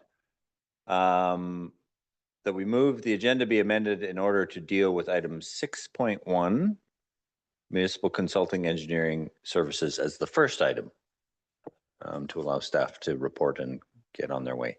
Moved by Councillor Hamilton, seconded by Councillor McIsaac. All those in favor? That's unanimous. Thank you. And with that, Engineer Weir. Sorry. Oh, I'm sorry. Thank you. Yeah, my apologies. And then adopt the agenda as amended. Moved by Councillor McIsaac, seconded by Councillor Hamilton. All those in favor? Thank you. And thank you, Councillor Artie Kelly. I apologize. This is complicated, multiple agendas. So I'll now invite the public in attendance or participating electronically who wish to comment on items listed on the meeting agenda in accordance with section 3.7.3 of the procedure bylaw. To address council, except speakers must not address council regarding a matter for which a public hearing must be held or has been held pursuant to the Local Government Act prior to council's consideration of the matter or adoption of the bylaw. Speakers must not address council regarding a permit for which public notice must be given or has been given pursuant to the Local Government Act prior to council's consideration of issuance of the permit, and a speaker may only address council for a maximum of 3 minutes. And with that, I'll look to the gallery and ask if anyone would like to speak. And please come to the microphone, identify yourself and your civic address, please. Hi, your council and mayorship. I would like to speak on, I'm Kim Lancaster. I live at 22 Ridgemont Avenue, Fernie. I would just like to speak a few minutes on a few things that I've been concerning me watching it on the Zoom channels. I have many concerns about the budget spending and the staff and council that can we not postpone the travel expenses for city council and staff just to help pay for the paving and the pothole fillings? Could we not just send maybe the mayor and one council member and one staff member to these meetings so that we could help maybe take that money and fill the potholes and do some paving? Also, there has been answers on with the city, and there's been no answers where the city has asked, they're going to take away the ball field, but nobody has asked, answered me on any questions of where they're going to put it, where it can be replaced. On that, also, there has been no, you're willing to take away green spots like the baseball field, the parking lot beside the city hall. You've also going to donate the city, the old fire hall for apartments. Where's all the parking going to come for all those businesses and parking buildings? You're telling everybody we should have parking, but you say you can't have a fire hall there because of the parking. So now you're going to put in a 4 or 5 story building. Where's the parking going to be? And all the upgrades to the sewer, the water, the power, all that. Who's going to have to pay for that? The residents.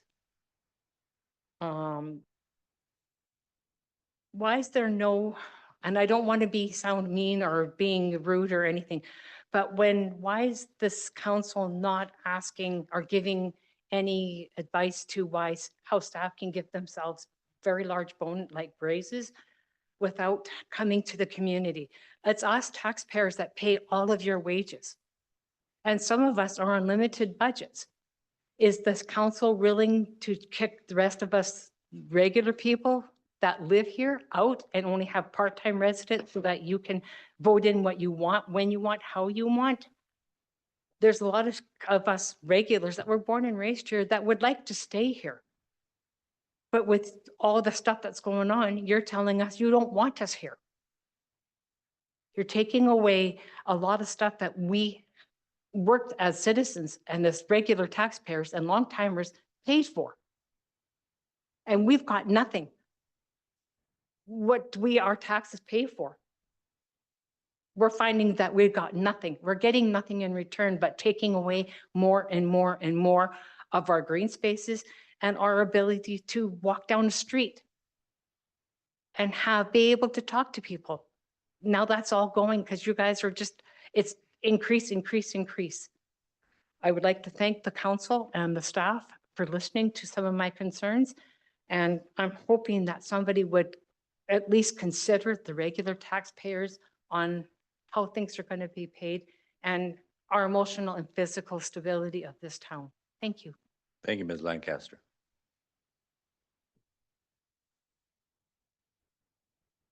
And with that, we will consider your feedback, of course, when we get to the discussion of the financial plan.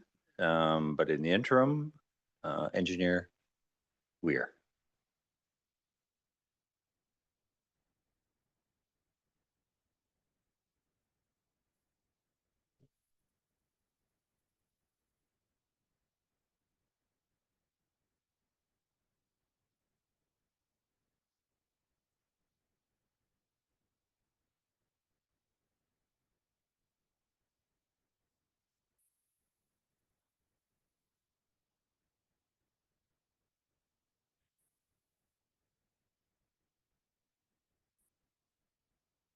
Hello, Mayor and Council. I'm here this evening to present to you. Your microphone, sorry.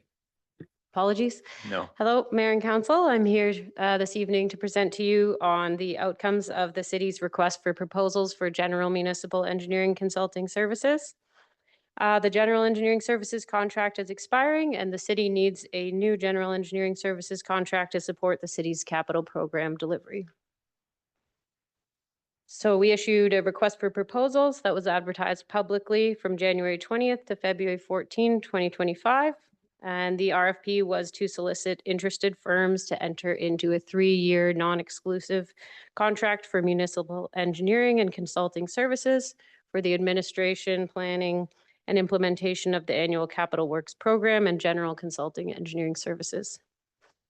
Proponents were asked to demonstrate relevant experience providing full service project delivery of municipal projects, technical expertise in multidisciplined engineering projects, knowledge of master municipal construction documents, best practices in road and infrastructure design, and innovative solutions for Fernie's unique challenges.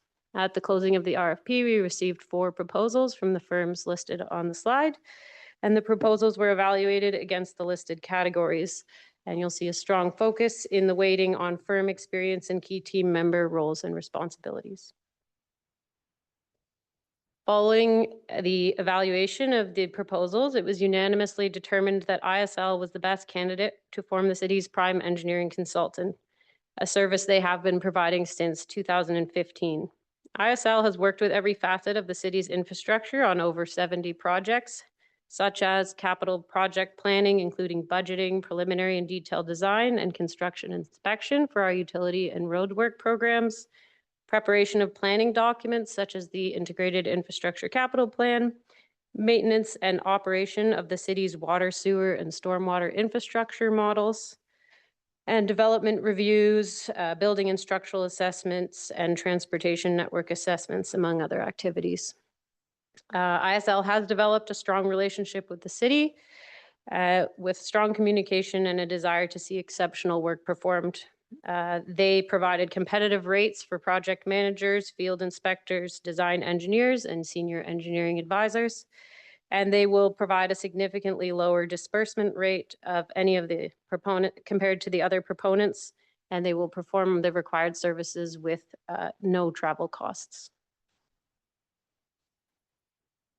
So as part of the RFP, we did something a little bit different this time, and it was also advertised that beyond selecting a winning proponent to enter into the multi-year non-exclusive general engineering services agreement, the city intended to generate a short list of proponents who were prepared to provide consulting engineering services on an as-needed basis.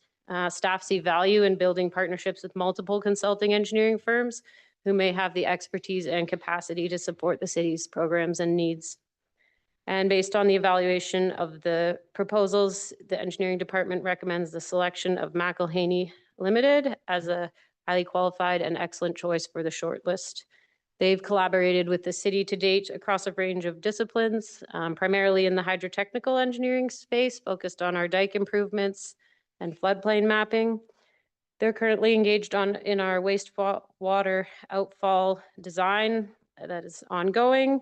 They have worked on active transportation and park improvement projects with us, the development approvals enhancement project, and a few geotechnical investigations. These experiences have allowed them to gain a comprehensive understanding of the city's infrastructure and operating procedures and demonstrate their skill at achieving complex regulatory permits. McElhaney has an office in Fernie and has 7 engineering professionals prepared to support our engineering capabilities with competitive consulting rates. So the city benefits from the expertise and experience of many local engineering professionals, and with staff's oversight, these 2 contracts will assist us in delivering successful capital projects, ensuring quality services, and continuing to build a livable community and effectively managing our assets. And so these are the recommendations from the report, and I'm happy to answer any questions. Thank you, Ms. Weir. Questions from council?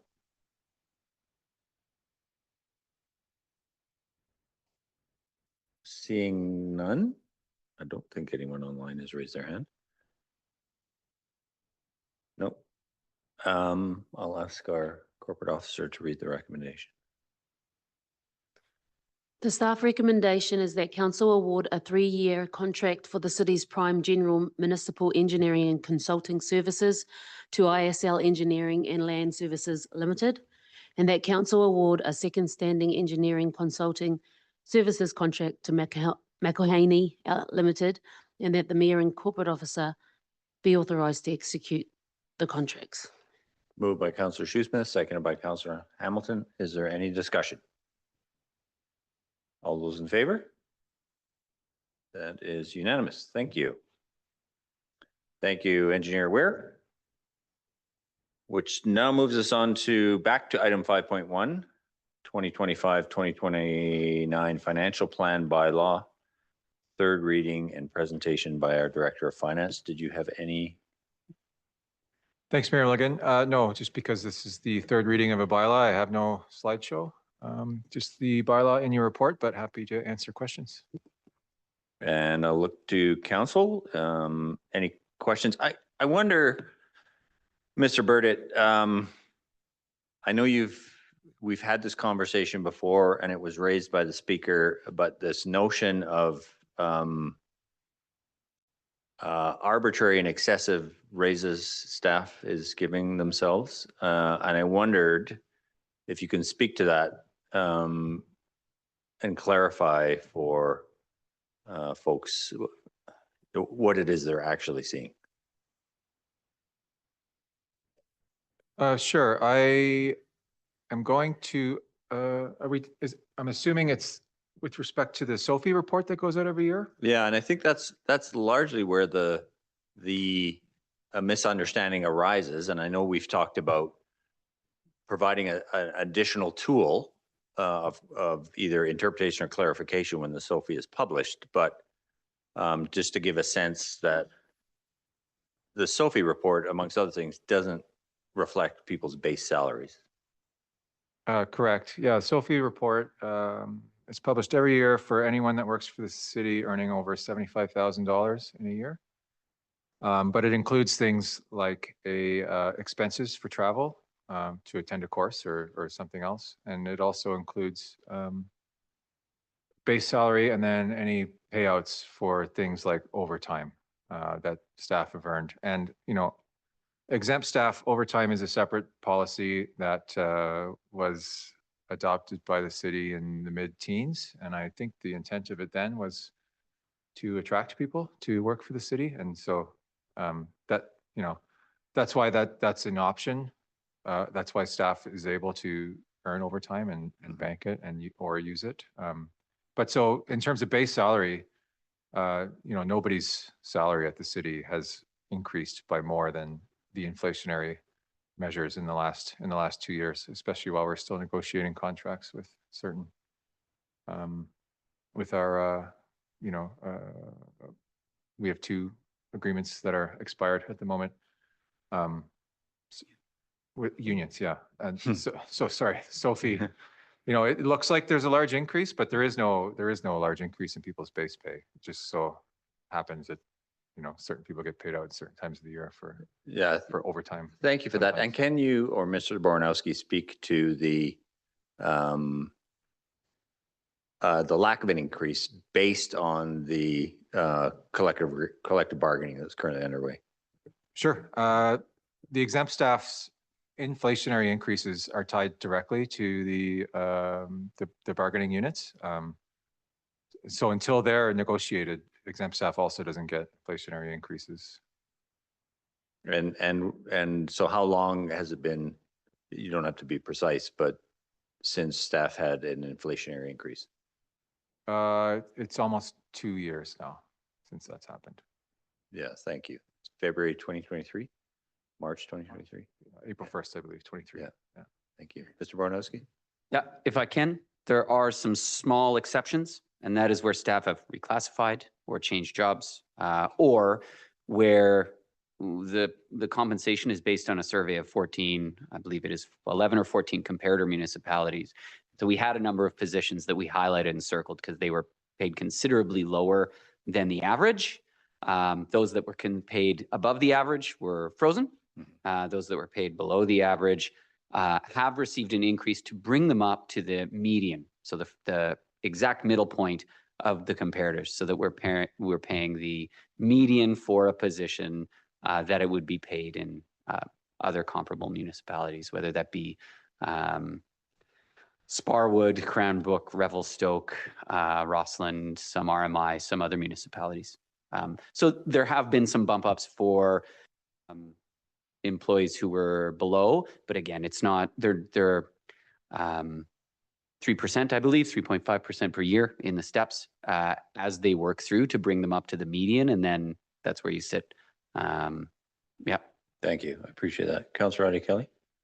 Thanks, Your Worship. I think we touched on this before, and CAO and I did touch on this about making the SOFIs a tiny bit more granular to differentiate between where people are getting things like maybe they weren't allowed to take their vacation because of operational requirements and they had to get paid out for it, things like that. Are we allowed to do that? Thanks, Councillor Adi Kelly. I'm not sure if there is a specific format that's listed by the province, but what we can do if we can't change the format itself is, you know, communicate when we post that SOFI, post their website with explanations of exactly what goes in there. Yeah, that would likely be my preference, particularly if there's a legislative requirement on how we have to report, but have a tool that helps people understand exactly what they're seeing in terms of the numbers. Councillor Adi Kelly, further? Yeah, further, Your Worship, even if we can add notes to the bottom of the SOFI, explaining that, because that's great that we would communicate it, but what if it's 6 months later and I just go into the document center and look the SOFI up, and then I wouldn't have that context. Absolutely. I will at the very least sneak a note in there for next year. Thank you, Mr. Burdett. Other questions, comments from council? Seeing none, I'll ask our corporate officer to read the recommendation. Staff recommendation is that the 5-year financial plan 2025 to 2029 bylaw number 2527/2025 be given third reading. Moved by Councillor Hamilton, seconded by Councillor McIsaac. Any discussion? Seeing none, I will call the vote. All those in favor? myself, Councillor McIsaac, Councillor Hamilton, and Councillor Nixon. And all those opposed. Councillor Ramadas, Councillor Shoesmith, Councillor Audie Kelly.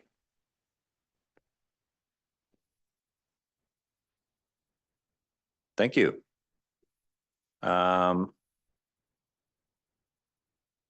With that, we shall adjourn the special meeting at 9:08. Thank you, everybody.